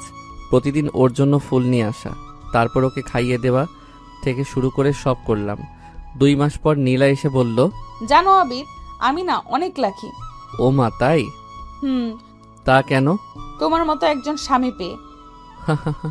এই তুমি হাসছো কেন? তোমার কথা শুনে। আমি হাসার কথা কি বললাম? তোমাকে পেয়ে, আমাকে পেয়ে তুমি লাকি, নাকি আমার টাকা পেয়ে? কি বলছো আবিদ? যা সত্যি তাই বলছি। আবিদ, সত্যি তোমাকে ভালোবাসি। চুপ, একদম চুপ। তুই আমাকে ভালোবাসিস নাকি আমার টাকাকে? আবিদ, বিশ্বাস করো, আমি তোমাকে অনেক ভালোবাসি। তুমি আমার পাশে থাকলে আমি বনেও শান্তিতে থাকতে পারবো। হাসছো কেন? আমি সত্যি বলছি। তো আমার জন্য কি কি করতে পারবে? যা বলবো। ও, তাহলে তো ভালোই। আচ্ছা, আজ থেকে তোমাকে ভালোবেসে আমি স্বইচ্ছায় একটা কাজ করব। তুমি আমার পাশে থাকবে নীলা? থাকবো না মানে? অবশ্যই থাকবো। আমি নীলাকে পিছন থেকে জড়িয়ে ধরলাম আর বললাম, আজ থেকে তোমাকে আমি আগের মতো রান্না করে খাওয়াবো। আরে, আমি থাকতে তুমি কষ্ট করবে কেন? না, আমি করব। বলো, রাখবে? আচ্ছা ঠিক আছে গো, তুমি যা ভালো মনে করো তাই হবে। রাতের বেলা রান্না করতে গেলাম, খুব ভালো করে রান্না করছিলাম। হঠাৎ কে জানি আমাকে ডাক দিয়ে বলছে, কিরে আবির, ওর মতো ছলনাময়ীর সামান্য মিষ্টি কথাই সব ভুলে গেলি তোকে যে মিথ্যা কোণের অপবাদ দিয়েছে, ভুলে গেলি তোর নিষ্পাপ সন্তানটাকে পৃথিবীর আলো দেখতে দিল না। প্রতিশোধ নে আবির, প্রতিশোধ। মুহূর্তের ভিতর আমার কেমন জানি লাগছে, বুকের ভিতর দাউ দাউ করে জ্বলে উঠেছে। সন্তানের খুনের দৃশ্যটা নিজেকে আর কন্ট্রোল করতে পারলাম না। অনেকগুলো ঝালমরিচ দিলাম খাবারের ভিতর এতটাই মরিচ দিলাম গন্ধে আমার চোখও জ্বালাপোড়া করছে। রান্না শেষ করলাম, নীলাকে তারপর ডাক দিলাম, নীলা, ও নীলা, তাড়াতাড়ি আনো, তোমার রান্না খাবো বলে সে কখন থেকে খাবার টেবিলে বসে আছি। মানছি তো। মনে মনে বলতে লাগলাম, নীলা, ভালো করে আমার রান্না খা আজ। খাবার নিয়ে গেলাম, আর তখনই আগের কথা মনে পড়ে গেল। নীলা আমাকে ঝাল খাইয়েছিল, কিন্তু পানিটা পর্যন্ত দেয়নি। আজ নীলারও ঠিক সেই কষ্টটাই হবে, যেমনটা আমাকে দিল। তারপর নীলাকে বললাম, যেমনভাবে আমাকে বলেছিল, নীলা, একটা কথা বলবো? বলো। তুমি কি সত্যি আমাকে ভালোবাসো? কোনো সন্দেহ আছে নাকি? না, কিন্তু কিন্তু কি? তোমার জন্য রান্না করছি, সবগুলো কিন্তু খেতে হবে। আরে তা কি আর বলতে হবে নাকি? আচ্ছা তাহলে হা করো। এই হা করলাম, তুমি খাবার দাও। নীলা হা করলো, আর আমি প্রচণ্ড ঝাল খাবার ওর মুখে তুলে দিলাম। নীলা মুখে দিতেই লাফ দিয়ে উঠল। ওর চোখ মুখ দিয়ে ঝালের দাপটে পানি বের হয়ে আসছে। ও ও পানি পানি করতে না করতে আমি আবারও ওর মুখে ঝাল খাবার তুলে দিলাম। একসময় ও ঝাল সহ্য করতে না পেরে জ্ঞান হারিয়ে ফেললো। আমি ওকে বিছানায় শুইয়ে দিলাম, আর ওর মুখে একটু মানবতার খাতিরে পানির পরিবর্তে একটু মধু দিলাম। আঙুল চুষে চুষে মধু খাচ্ছে। তারপর ওর বিছানায় রেখেই আমি আমার বিছানায় চলে আসলাম। একা একা শুয়ে আছি, কেন জানি নীলাকে কষ্ট দিয়ে আমার বুকটা ফেটে যাচ্ছে। কেন জানি মনে হচ্ছে আমি কাজগুলো ঠিক করছি না, আমার বুকটা ফেটে যাচ্ছে। কে জানি ডাক দিয়ে বলছে, আবির, তুই কি প্রতিশোধের আগুনে পশু হয়ে গেলি নাকি? কেন মেয়েটাকে এই কষ্টটা দিলি? পরক্ষণেই আমার মন আবার বলছে, আবির, প্রতিশোধ নে, ওর মতো লোভীর মায়াজালে বন্দী হবি না। সে তোর সন্তানকে খুন করেছে। হঠাৎ ঘর থেকে বাস্তবে আসলাম, আর অনেক অবাক হয়ে যাই, কারণ তখন দেখি নীলা আমার পায়ের নিচে মাথা দিয়ে শুয়ে আছে আর ঘুমিয়ে আছে। আমি বুঝতে পারলাম তাহলে হয়তো আমি এতক্ষণ গভীর ঘরেই ভিতরে ছিলাম। রাতটাও যে কখন শেষ হয়ে গেছে বুঝতেই পারিনি। হঠাৎ কেন জানি নীলার উপর অনেক মায়া লাগছে, কিন্তু পরক্ষণে মনে হলো ওর শাস্তিটা ওর প্রাপ্ত, ওটা ওকে দিতেই হবে। সকালবেলা বেদ, একটা কথা বলবো প্লিজ? ঠাস ঠাস। চুপ, ছোট লোকের বাচ্চা, আমার নাম ধরে ডাকার অধিকার পেলি কোথায়? তুমি এমন করো না। আমি জানি আমি তোমার সাথে যা যা করেছি অনেক অন্যায় করেছি। প্লিজ তুমি আমার বাবা মাকে তুলে কোনো কথা বইলো না। চুপ, একদম চুপ। রান্না করে খেয়ে নিস, আমি বাইরে খেয়ে আসবো। বাইরে খাবে মানে? আমি তো রান্না করেছি। তোর রান্না তুই, আমি খাবো না বলেই বাইরে বের হয়ে গেলাম। কেন জানি নীলাকে অপমান করার পরই বুকে কষ্ট লাগছে। মনে মনে বললাম, যতই কষ্ট হোক আমি আমার প্রতিশোধই নিব। বাইরে থেকে খেয়ে এসে ঘরে ঢুকলাম। গিয়ে দেখি নীলা আমার ফোন টিস্যু দিয়ে মুছতেছে। আমার তখনই আগের কথা মনে পড়ে গেল। ওর ফোন ধরাই আমার সাথে যেমন করেছে আমিও সব করব। সাথে সাথে গিয়েই ঠাস ঠাস, ছোট লোক কোথাকার, তুই আমার ফোন ধরলি কেন? এগুলো কি বলছো আবিদ? তুমি এমন কেন করছো? দুদিন ধরে তোমার কি হয়েছে? ঠাস ঠাস, আমার নাম ধরে ডাকলি কেন? আজ থেকে সাহেব বলে ডাকবি, নয়তো তোকে আমার বাসা থেকে বের করে দিব। ঠিক আছে সাহেব। বলেই আমার পায়ে পড়ে গেল আর বলতে লাগলো, আমাকে অন্তত কাজের লোক হিসেবেই আপনার কাছে রাখুন। আপনাকে ছাড়া আমি একটা মুহূর্তও থাকতে পারবো না। বলেই কান্না করতে করতে অন্য রুমে চলে গেল। যাক, ওদের মতো লোভীদের শাস্তি পেতে হবে। পরের দিন রাতে রান্না করলাম নীলার মতো করেই, অনেক লবণ বেশি দিয়ে। যা খাওয়ার সময় নীলা অনেক বমি করলে করুক, আমার কি। এমনিভাবেই আমার প্রতিশোধ নিতে শুরু করলাম। কিছুদিন পর ওই নীলা, জি বলুন সাহেব। আজ তোর বাবা আসবে, খুব ভালো করে ওনার সামনে থাকবি। আর আমার বিরুদ্ধে একটা কথা বললেই তোকে ঘাড় ধাক্কা দিয়ে বের করে দিব।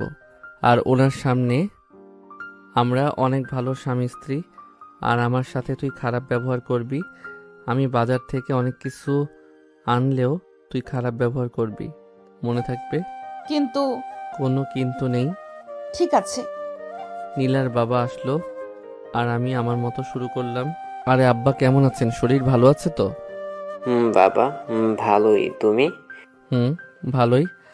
নীলা কোথায় বাবা? ওকে অনেক দিন ধরে দেখি না। আচ্ছা আমি ডাকছি। নীলা, ও নীলা, কই তুমি?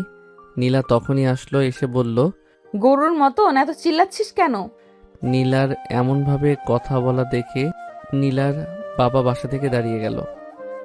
নীলা, তুই তোর স্বামীকে কি বলেছিস? তুমি চুপ থাকো। ওর মতো স্বামী থাকলেই কি আর না থাকলেই কি? নীলা। বলেই নীলার বাবা ঠাস ঠাস করে মারল। ছি, নীলা তুই এতটা চেঞ্জ হয়ে যাবি বুঝতে পারিনি। আমি কোনো চেঞ্জ হইনি বাবা। ওর মতো স্বামী আমার দরকার নেই। চুপ নীলা, এতদিন আদিবকে দেখেছিলাম তোর সাথে খারাপ ব্যবহার করতে, আর যে আদিব সব ভুল বুঝে ভালো হয়ে গেল, আর তুই সেই মুহূর্ত থেকে নীলা। বলেই নীলার বাবা চলে যেতে চাইল, কিন্তু সেই দিনটার বিপরীত করলাম আমি নীলার বাবাকে অনেক জোর করলাম আমাদের সাথে থাকতে, কিন্তু থাকলো না। নীলার খারাপ ব্যবহার দেখে আর অন্যদিকে নিজের বাবার সামনে নিজে খারাপ হয়ে গেল নীলা। আগে যেমনটা খারাপ হয়েছিলাম আমি, এখন সেটা নীলা হচ্ছে। নীলা হঠাৎ কেঁদে কেঁদে বলল, একটা কথা বলবো আবিদ? আবার নাম? সরি, একটা কথা বলার ছিল। বলো। আপনি তো জানেন বাবা ছাড়া আমার আর কেউ নেই। এখন বাবার সামনে আমাকে খারাপ না বানালে হয় না। দেখুন, বাবা এটা মেনে নিতে পারবে আমি বাবার অনেক আদরের মেয়ে, আর আজ যা হলো বাবা আমার উপর অনেক রাগ করে থাকবে। বলে নীলা কান্না করতে লাগলো। হাসছেন কেন? হাসবো না তো কি করব? কই আমার বেলা তো এই কথাটা ভাবিসনি। আমিও তো তোকে বলেছিলাম আমি বাবা মা হারা একটা এতিম মানুষ, কিন্তু তোর বাবা আমাকে অনেকটা বাবার মতো ভালোবাসতো, আর তুই সেদিন আস্তে আস্তে করে তোর বাবার কাছে আমাকে খারাপ বানিয়ে দিয়েছিলি। সেদিন এই কথাটা মাথায় আসেনি। আমাকে মাফ কর। আর তুমি কি সেটার প্রতিশোধ নিচ্ছ? ঠিক ধরেছিস, আমার বুকে প্রতিশোধের আগুন বইছে। প্রতিশোধ বাঁচতে চাইলে এখনই চলে যা। তুমি যতই প্রতিশোধ নিতে পারো, আমি যাব না। একটা সময় ভালোবাসা কি সেটা আমি বুঝিনি, কিন্তু আজ বুঝতে পারছি। তুমি যত খুশি নিতে পারো, আমি তোমাকে ছেড়ে যাব না। পারলে আমাকে মেরে ফেলতে পারো। ভূতের মুখে মুখে এগুলো মানায় না, অন্তত তোর মুখে নীতি কথা তো একদমই মানায় না। কেন এমন করছো? ওই বেশি বকবক করবি, আর হ্যাঁ, তোকে তো আমি মেরেই ফেলবো। তুই আমার নিষ্পাপ মাসুম বাচ্চাটাকে পৃথিবীর আলো দেখতে দিলি। সেদিন তোর পায়ে পড়েছিলাম, আমার কোনো কথা শুনলি না। আজ আমিও শুনবো না, আমি প্রতিশোধ নেবই। বলে চলে আসলাম। অনেক রাত হয়ে গেছে, তাই ঘুমিয়ে পড়লাম। হঠাৎ চোখে পড়লো ছোট একটা বাচ্চা কান্না করছে। এ কি, আমার ঘরে বাচ্চা আসলো কোথা থেকে? আমি ভয়ে ভয়ে এগিয়ে গেলাম। সামনে যেতেই বাচ্চাটা চলে যাচ্ছে, আমিও সাথে সাথেই যাচ্ছি। বাচ্চাটা দেখলাম আব্বু আম্মু করে কান্না করছে। সামনে গেলাম, দেখলাম অনেক সুন্দর একটা বাচ্চা, কিন্তু অবাক করার বিষয় হলো বাচ্চাটা অনেকটা আমার মতোই দেখতে। বাচ্চাটার শরীর অনেক ঠান্ডা। তোমার নাম কি বাবু? কান্না করছো কেন? আব্বু। কোথায় তোমার আব্বু? তুমি আমার আব্বু। কি বলছো এসব? হুম। অবাক করার বিষয় হলো বাচ্চাটা অনেক ছোট, কিন্তু বড়দের মতো কথা বলছে কিভাবে? বয়স বড়জোর 7 থেকে 8 মাস। আমি অনেকটাই ভয় পেয়ে গেলাম, কলিজা কাঁপছে আমার। কাঁপা কাঁপা কণ্ঠে বললাম, কে তুমি? আব্বু, আমি তোমার ছেলে। না, আমার কোনো ছেলে নেই।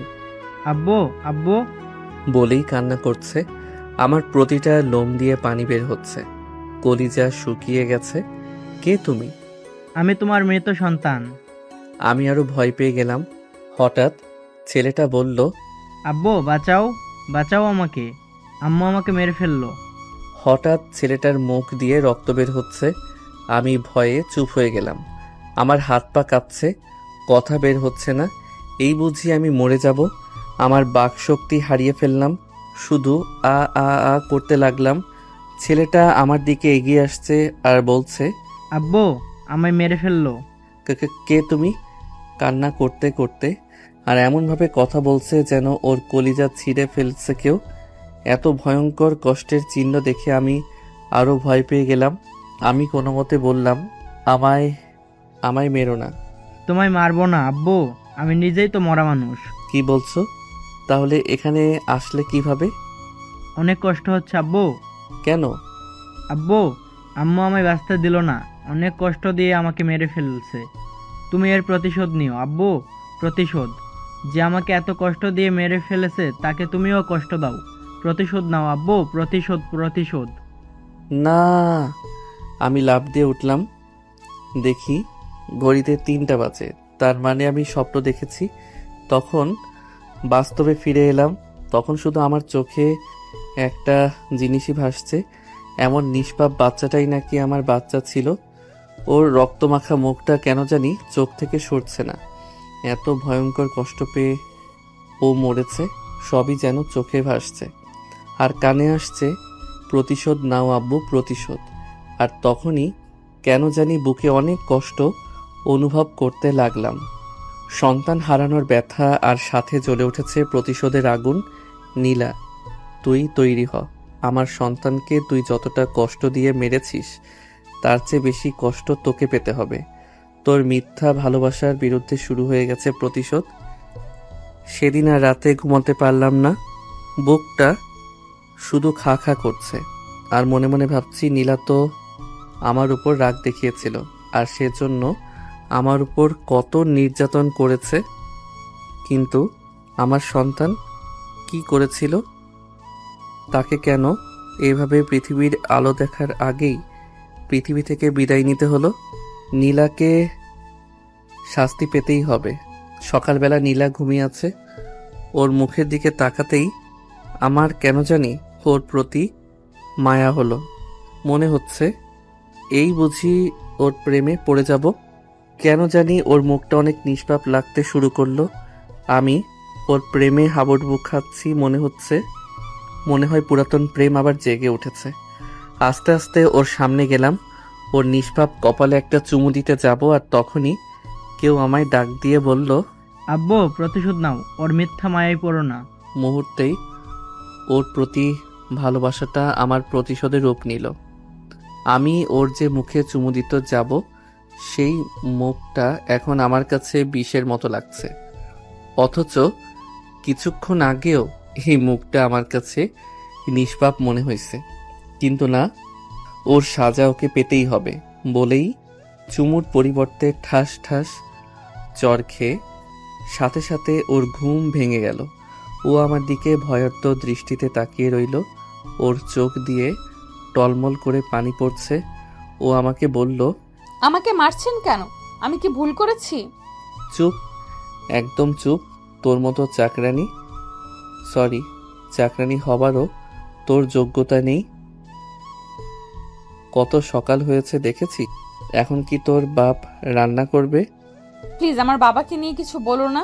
যা বলার আমাকে বলো, উনি তো কোনো দোষ করেননি। হাসছো কেন? নীলা, মনে আছে একদিন আমিও তোকে এই কথাগুলো বলেছিলাম, কিন্তু আমি সেদিন গরিব ছিলাম বলে আমার মৃত বাবা মাও রেহাই পাইনি। তুই ঠিকই বলেছিলি, আমার কথা শুনিসনি। প্লিজ আবিদ, বিশ্বাস করো, আমি ভালো হয়ে গেছি। আগের নীলার সাথে বর্তমানের নীলার কোনো মিল নেই। এখন যে নীলা তোমার সামনে আছে সে তোমাকে তার জীবনের চেয়েও ভালোবাসে। হাসছো কেন? তুই আগের চেয়ে পরিবর্তন হয়ে গেছিস। আবিদ, সত্যি বলছি। তাহলে শোন, আমিও না পরিবর্তন হয়ে গেছি। মানে আগে যে আবিদ ছিল সে তোকে পাগলের মতো ভালোবাসতো, আর এখন যে আবিদ তোর সামনে দাঁড়িয়ে আছে তার মনে সন্তান হারানোর প্রতিশোধ, যে প্রতিশোধ তোকে শেষ করে দিব। আবিদ, তুমি এগুলো কি বলছো? ঠাস ঠাস বেশি কথা বলবি না। আবিদ এমন করো না। চুপ করে রান্নাঘর গিয়ে নীলা চোখের পানি মুছতে মুছতে রান্নাঘরে গেল। মনটা কেন জানি একটু ভালোই লাগছে। অপরাধীর শাস্তি বলে কথা। এভাবে ওর সাথে প্রতিদিন খারাপ ব্যবহার করতাম, আর আমি যতই ওর সাথে খারাপ ব্যবহার করি না কেন, ও এখন আমাকে পাগলের মতো ভালোবাসে। একসময় ও আমার ভালোবাসাকে পুঁজি করে আমায় অনেক অপমান করেছে, আর আজ আমি ওর ভালোবাসাকে পুঁজি করে প্রতিশোধ নিচ্ছি। হায় রে ভালোবাসা, তুই মানুষকেও কষ্ট দিতে পারিস, আবার আনন্দও দিতে পারিস, কিন্তু আমার জীবনে তুই এখন প্রতিশোধের মধ্যেই সীমাবদ্ধ। হঠাৎ একদিন সারাদিন বাসায় না গিয়ে বাইরের খাওয়া দাওয়া করলাম, আর আমার একটা পুরাতন বন্ধুর সাথে দেখা। ও বলল, কিরে আবিদ, কেমন আছিস? হতাশা নিয়ে বললাম, এই তো ভালো, তুই? ভালো, কিন্তু তোকে এত হতাশ লাগছে কেন? কই না তো। চুপ শালা, চল আস, তোর সব হতাশা দূর করে দেব। বলেই ও আমার হাত টানতে নিয়ে গেল। একটা কফি শপে গেলাম। ও বোতলে করে কি জানি আনলো আর আমাকে দিল। ভালো করে খেয়াল করতে দেখলাম এগুলো মদ না, এগুলো কোনোভাবেই খাবো। তাই আমি চলে আসতে লাগলাম, কিন্তু আমার বন্ধু আসতে দিল না, অনেক জোর করে খাওয়ালো। একটু খাওয়ার পর কেন জানি ভালোই লাগছে, যেন বুকের কষ্টটা কমে যাচ্ছে। তাই আরও খাওয়া শুরু করলাম। খেতে খেতে একাই আমি এক বোতল শেষ করে দিলাম। অনেক মাতাল হয়ে গেলাম। বাসায় ঢুকলাম, দেখলাম কোথা থেকে যেন কান্নার আওয়াজ আসতে লাগলো। আমি কোনো মতে সামনে এগোতে লাগলাম। যেতে যেতে দেখলাম নীলার রুম থেকে কান্নার আওয়াজ। তখন আমার মাথাটা এমনিতেই ঘুরছিল। তারপরও মনোযোগ দিয়ে শুনতে লাগলাম। নীলা নামাজরত অবস্থায় মোনাজাতে বলতে লাগলো, হে আল্লাহ, আবিদকে তুমি ভালো রেখো, ওকে তুমি সুস্থ রেখো। এতটুকু শুনতে পেলাম। তারপর আমি নেশার দাপটে পড়ে গেলাম, আর সাথে সাথে নীলা পিছনে তাকাতেই দেখে আমি পড়ে গেছি। নীলা আমাকে ফ্লোর থেকে উঠালো আর বলল, সারাদিন কোথায় ছিলে আবিদ, আর ফোন বন্ধ কেন? চুপ, একদম চুপ, নয়তো গুলি করে দিব। দেখেছিস আমার হাতে কি? নীলা আমার হাতের দিকে তাকিয়ে একটা মদের বোতল দেখতে পেল, আর আমি মাতাল হয়ে আবোল তাবোল বলতে লাগলাম। তখন কি বলছি আমি তা আমি নিজেই জানি না। নীলা আমাকে বলল, আবিদ তুমি মদ খেয়েছো? ওই চুপ, গুলি করে দিব কিন্তু, ওই ঢিসিয়া ঢিসিয়া। আবিদ তুমি মাতাল হয়ে গেছো? বলেই নীলা আমাকে তার কাঁধে ভর করে আমার রুমে নিয়ে বিছানায় শোয়ালো আর বলল, আবিদ তুমি ঘুমাও, তুমি এখন মাতাল হয়ে আছো। ওই তুই কি বললি? আমি মাতাল? তুই মাতাল, তোর দাদা মাতাল, তোর কাকা মাতাল। আবিদ তুমি ঘুমাও, আমি যাচ্ছি। ওই তুই কই যাস? তোকে আজ আমি গুলি করব। ডিসিয়া ডিসিয়া, এই আমার বন্দুক কই? আবিদ তুমি কি বলছো এসব? কিসের বন্দুক? তোকে বন্দুক দিয়ে মারবো, প্রতিশোধ নিতে হবে না বুঝি? বলেই নীলার ওপর হামলা করলাম। ছাড়ো আবিদ, কি করছো এগুলো? মেরে ফেলবো বলেই কি কি করছি কিছুই মনে নেই। সবগুলোই নেশার দাপটে। কি কই করছি কিছুই মনে নেই। সকালবেলা ঘুম ভাঙলো, হঠাৎ কারো গোসল করার শব্দ পেলাম। একটু পরেই নীলা গোসলখানা থেকে মুচকি মুচকি হাসতে হাসতে বের হলো।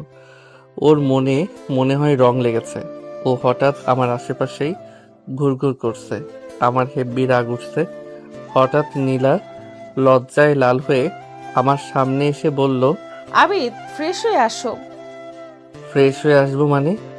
মানে কিছুই না, খেতে আসো, তার আগে ফ্রেশ হও, যাও। আমার কাছে ব্যাপারটা অন্যরকম লাগছে। রাতের সবকিছু মনে করতে চেষ্টা করলাম, কিন্তু পারছি না, কোনোভাবেই মনে হচ্ছে না। আর আমি আমার রুমে কিভাবে আসলাম তাও মনে হচ্ছে না। কেন জানি বারবার মনে হচ্ছে উল্টাপাল্টা কিছু করিনি তো, কিন্তু কোনো কিছুই মনে হচ্ছে না। আর নীলার এমন অবস্থা দেখে আমার ভয় হচ্ছে। কি এমন করলাম? অনেক মনে করতে চাইলাম কিন্তু পারলাম না। খেয়াল করলাম নীলা আগের চেয়ে অনেক ভালোভাবে আমার সাথে কথা বলে, আমাকে অনেক কেয়ার করে। আমি কেন জানি ওর প্রতি দুর্বল হয়ে পড়ছি। কেন জানি ওর সাথে ভালো ব্যবহার করতে চাইলাম। ঠিক তখনই সেই ছোট্ট বাচ্চাটার ডাক শুনতে পেলাম। আব্বু তুমি দুর্বল হবে না, প্রতিশোধ নাও, প্রতিশোধ। মুহূর্তেই নীলার প্রতি আবারও রাগ জন্মালো। আমি আবারও নীলার সাথে খারাপ ব্যবহার করতে শুরু করলাম। কিন্তু একটা কথা আমি স্পষ্ট বুঝতে পারলাম, নীলা সত্যি আমাকে অনেক ভালোবাসে। আর এখন আমার মনে শুধু প্রতিশোধ। কিছুদিন পর দুপুরে বাসায় আসলাম। ঘরটা একদম নীরব লাগছে। আগে বাসায় আসলেই নীলা আমার আশেপাশে ঘুরঘুর করতো, কিন্তু আজ কোথাও দেখলাম না। ভালোই লাগছে। হয়তো ভয়ে পালিয়ে গেছে। যেখানেই যাক না কেন আমি খুঁজে আনবই, আর আমার প্রতিশোধ আমি নিবই। বিকেলবেলা হঠাৎ ওয়াশরুমে গেলাম, আর তখনই একটু ভয় পেয়ে গেলাম। দেখলাম নীলা ওয়াশরুমে পড়ে আছে। খুশি মনে সামনে গেলাম। সামনে যেতেই বুঝতে পারলাম নীলা অজ্ঞান হয়ে পড়ে আছে। আমি একটু খুশিটা বেশি হলাম। মরে গেলে আরও ভালো হবে, কিন্তু কেন জানি একটু মায়া হচ্ছে। তাই কোলে করে বিছানায় শোয়ালাম। শ্বাস নিঃশ্বাস চলছে, তাই ডক্টরকে কল দিলাম। উনি আসলো। আসার পর অনেক চেক আপ করলো, আর করার পর ডক্টর আমাকে বলল, আবিদ সাহেব, খুশির সংবাদ, আপনি বাবা হতে চলেছেন। না। আপনি এমন করছেন কেন? খুশি হননি? খুশি? খুশি? হ্যাঁ খুশি বলেই ডক্টরকে দিয়ে আসলাম। আর এইদিকে আমার মাথা ঘোরাচ্ছে। এটা কি হলো? ও মা হবে মানে কি? না, এ হতে পারে না। আমি অন্যরকম হয়ে মাটিতে বসে পড়লাম। কিছুক্ষণ পর কারো হাত আমার কাঁধে পড়ল। আমি লাফ দিয়ে উঠলাম। পিছনে তাকাতেই দেখি নীলা। ও মুচকি মুচকি হাসছে আর আমাকে বলল, আবিদ, তুমি খুশি হওনি? কেন? তুমি বাবা হতে চলেছো তাই। না, আমি বাবা হতে চলিনি। আর এটা কার বাচ্চা? কার বাচ্চা মানে? বল পাপি, এটা কার পাপ? সাথে সাথে নীলা আমার পায়ে পড়ে গেল আর বলছে, আবিদ, তুমি এটা কি বলছো? এটা আমাদের সন্তান। ঠাস ঠাস। পাপি তুই কার না কার পাপ আমার ঘাড়ে আনবি, তা হতে পারে না। আবিদ, তুমি বিশ্বাস করো। চুপ, একদম চুপ। বাচ্চাটা শেষ করে দিব। কথাটা বলার পর নীলা কেমন পাগলের মতো হয়ে গেল। অনেক জোরে জোরে কান্না করতে লাগলো আর আমার পায়ে পড়ে গেল আর বলতে লাগলো, আবিদ, তুমি আমাকে মেরে ফেলো, তারপরও এই বাচ্চাটা নষ্ট করার কথা বলো না। চুপ, একদম চুপ। করো না। কথাটা বলে আমি ঘর থেকে বের হয়ে গেলাম। হয়তো নীলা এবার বাচ্চাটাকে নিতে চাচ্ছে। হয়তো ও সত্যিই পাল্টে গেছে, অনেক ভালো হয়ে গেছে। কিন্তু আমি আগের মতো হব না। প্রতিশোধ নিব, প্রতিশোধ। তাই নতুন একটা প্ল্যান করলাম, আর সেই প্ল্যানটা হলো ওর দুর্বলতার সুযোগ নিব। ও যেমন আমার দুর্বলতার সুযোগে এত কিছু করেছে, আজ আমিও করব। ভাবতে এত খুশি লাগছে। হা হা হা। যেই ভাবা সেই কাজ। পরের দিন নীলা, ওই নীলা, কই তুই? নীলা দৌড়ে আসলো আর বলল, কি হয়েছে আবিদ, এভাবে ডাকছো কেন? হা হা হা হা। হাসছো কেন? নীলা, তুই আমার সন্তানকে মেরে ফেলেছিস, তোকে এর শাস্তি পেতে হবে। কি বলছো আবিদ? বলেই আমার পা ধরে কান্না শুরু করে দিল। মুহূর্তেই আমার মনটা নরম হয়ে গেল। আমি আর নীলাকে কিছুই বলতে পারলাম না। আস্তে আস্তে নীলাকে বুকে টেনে ধরলাম আর অনেকটাই খুশি হই। ও আমাকে বলা শুরু করলো, আবিদ, যা হবার হয়ে গেছে, আমাকে কি মাফ করা যায় না? আমরা কি সুখে সংসার করতে পারি না? জানো আবিদ, আমি না সত্যিই ভালো হয়ে গেছি, বিশ্বাস করো। আগে যা করেছি, অন্যায় করেছি, ভুল করেছি, সেজন্য আমি অনেক লজ্জিত। চুপ হয়ে আছি। সেদিন নীলাকে কিছুই বলিনি, কেন জানি ওই সময় ওর প্রতি মায়া হলো।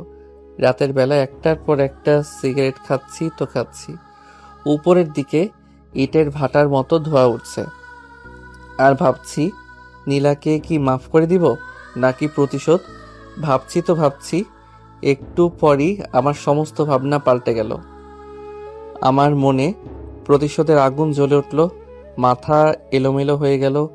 মুহূর্তেই কি করব কিছুই বুঝতেছি না। শুধু প্রতিশোধ আর প্রতিশোধ। নীলাকে শাস্তি পেতেই হবে। আজকে সব শেষ করে দিব। হা হা হা। বলেই রুমে ঢুকলাম। আজকে নীলাকে আমি শেষ করবই। তাই অনেক রাগ নিয়ে ঘরে গেলাম। ঘরে গিয়ে আমি থমকে গেলাম। গিয়ে দেখলাম নীলা রক্তাক্ত অবস্থায় পড়ে আছে। আমি নিজেকে বিশ্বাস করতে পারলাম না। হয়তো স্বপ্ন দেখছি, নয়তো অতিরিক্ত নেশার কারণে আমি আবল তাবল দেখছি। আমি আস্তে আস্তে সামনে এগোতে লাগলাম। যতই সামনে যাচ্ছি আর চোখ কসলাতে লাগলাম। একসময় নীলার সামনে গেলাম। গিয়ে আর দু চোখকে বিশ্বাস করতে পারছি না। ওর মুখে রক্তে ভরা। আমি ভয় পেয়ে গেলাম। আমার এমন করাতে আবার বৃষ্টিস খাইনি তো? এটা কি হলো?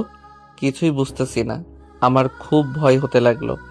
আর মুহূর্তেই কে জানি আমাকে ডাকছে আর বলছে, সে ব্যক্তি প্রতিশোধের নেশায় এত কিছু করতে পারলে? ও তো ভুল করে এত কিছু করেছে, আর তুই জেনে শুনে এগুলো করতে পারলে? ওর সাথে খারাপ ব্যবহার করেছিস, ভালো করেছিস, কিন্তু ও তো এখন একা না, ওর পেটে আবারও তোর বাচ্চা আসছে। তোর কি একটু মাথায় আসছে না? তুই তো তোর একটা নিষ্পাপ বাচ্চাকে মেরে ফেলার কারণে তুই নীলার প্রতি এত প্রতিশোধ নেওয়ার এত কিছু করলি, আর এখন তো ওর পেটে একটি নিষ্পাপ বাচ্চাই, সে তো কোনো দোষ করেনি।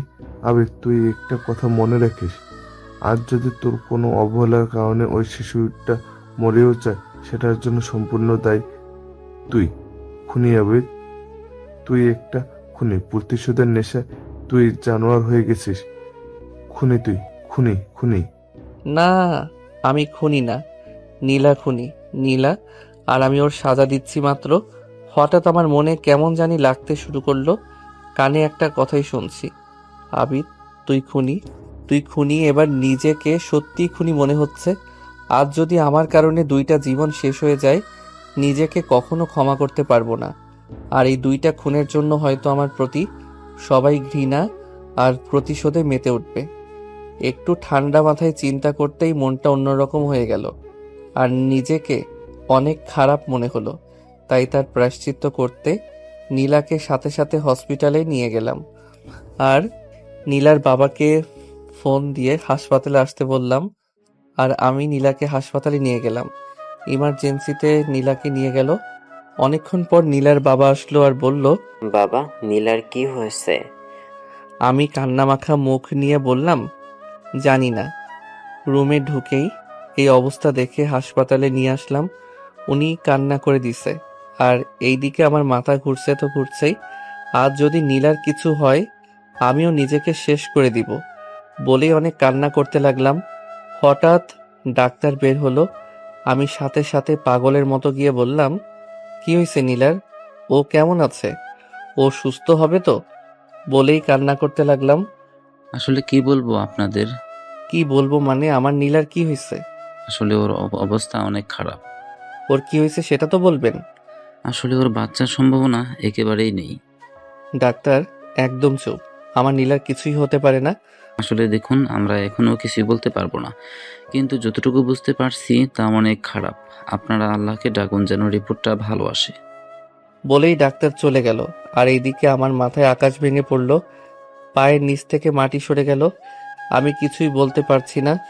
হঠাৎ চিৎকার করে বললাম, আল্লাহ তুমি এমন করো না। আমার জীবনের বিনিময় হলেও ওর জীবন তুমি ভিক্ষা দাও। ওর জন্য নফল নামাজ পড়ে কান্না করে দোয়া করেছিলাম। হঠাৎ শুনতে পেলাম ডাক্তার বাইরে এসেছে। আমি ডাক্তারের কাছে কান্নামাখা মুখে দৌড়ে গেলাম আর বললাম, কি হয়েছে ওর? আপনারা একটু আমার চেম্বারে আসেন। আমরা ওনার চেম্বারে গেলাম। কেন জানি কলিজা কাঁপছে, বুকটা থরথর করে কাঁপাকাঁপি করছে। আমি ডাক্তারকে বললাম, কি হয়েছে ওর? চুপ করে আছেন কেন? আসলে কিভাবে যে বলবো। কথাটা শোনার পর আমার হার্টবিট বেড়েই চলছে।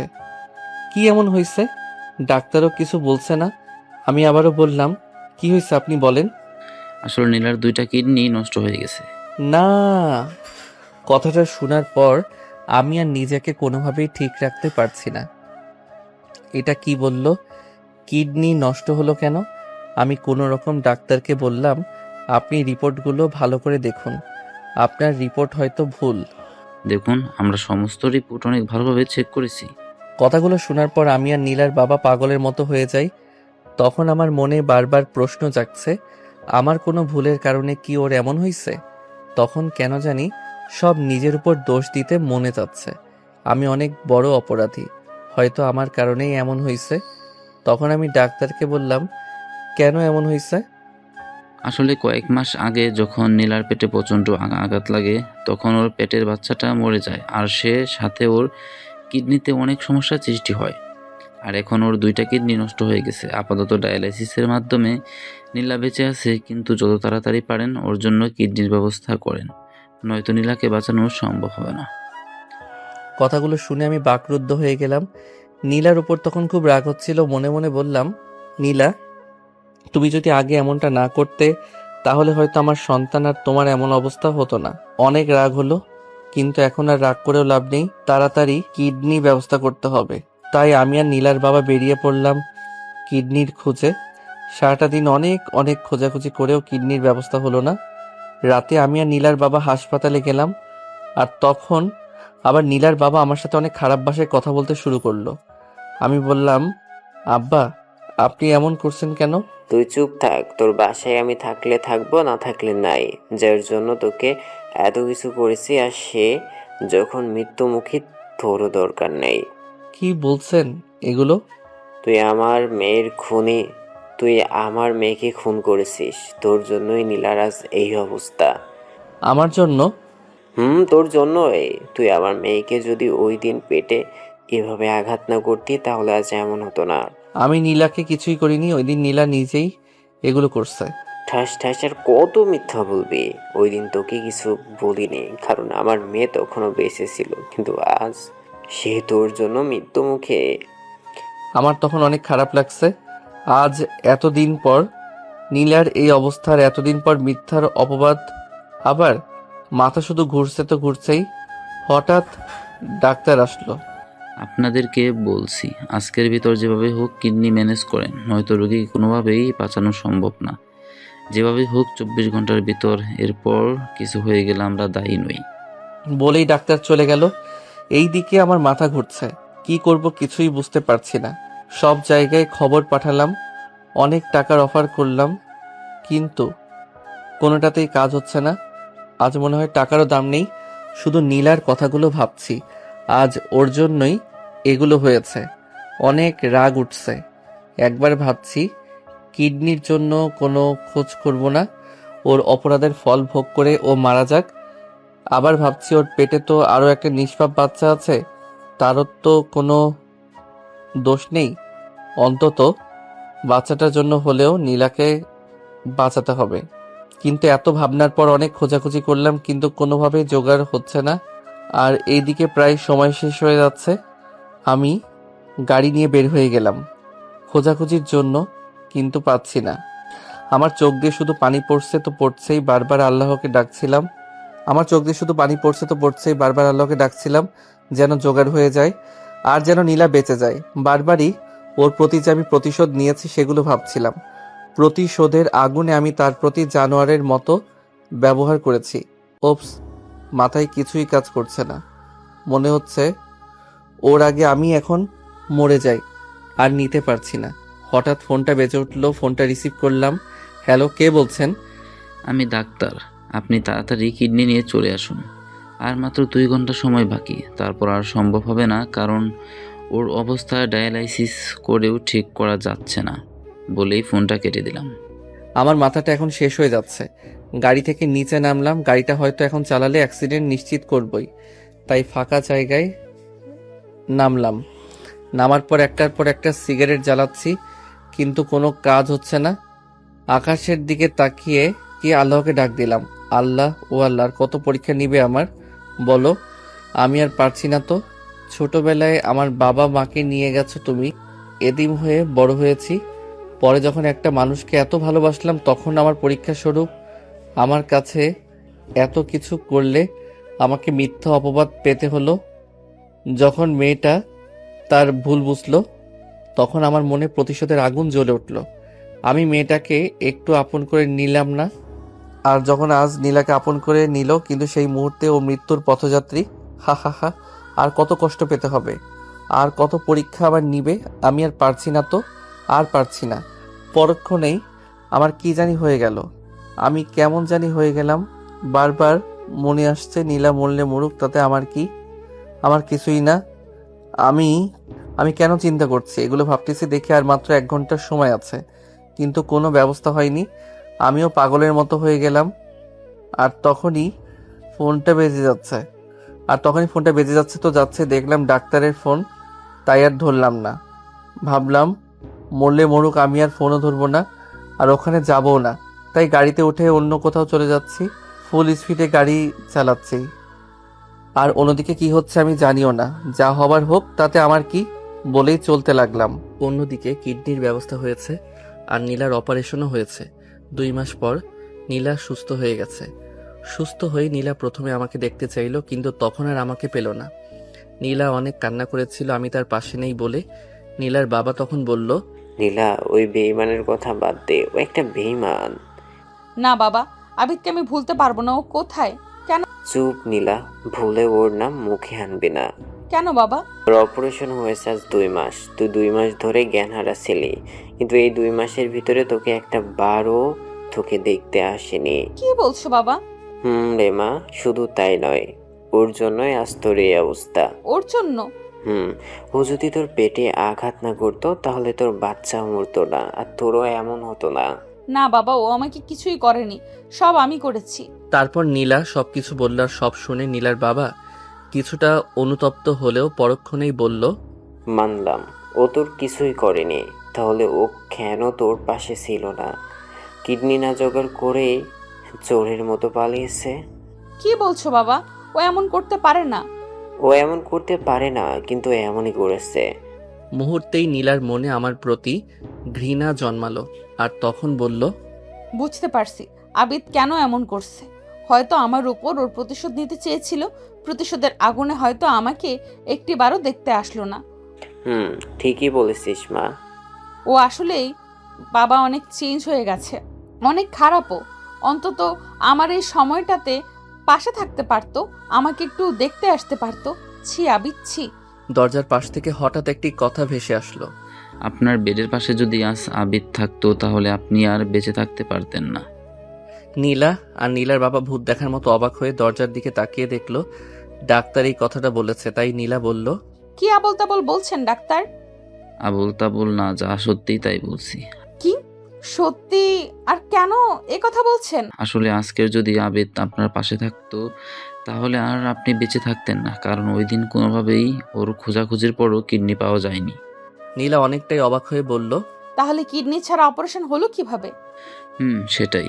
সেদিনে তো খোঁজাখুঁজির পর কিডনি না পেয়ে আমরা আশা ছেড়ে দিয়েছিলাম। আপনাকে আর বাঁচাতে পারবো না। আর ঠিক সেই মুহূর্তে আপনারা যাকে বেঈমান বলছেন, সেই বেঈমান আবিদই আমার কাছে এসেছিল আর বলেছিল ও কোথাও কিডনি পায়নি, আর আপনাকে আর আপনার পেটের সন্তানকে কোনোভাবেই মরতে দেবে না, অন্তত ও বেঁচে থাকতে। আর তাই সে সেদিন আমার পায়ে ধরে কান্না করতে করতে বলেছিল যেন তার জীবনের বিনিময় হলেও আপনাদের দুজনকে বাঁচাতে। আর অনেক কান্না করেছিল আমার পায়ে ধরে।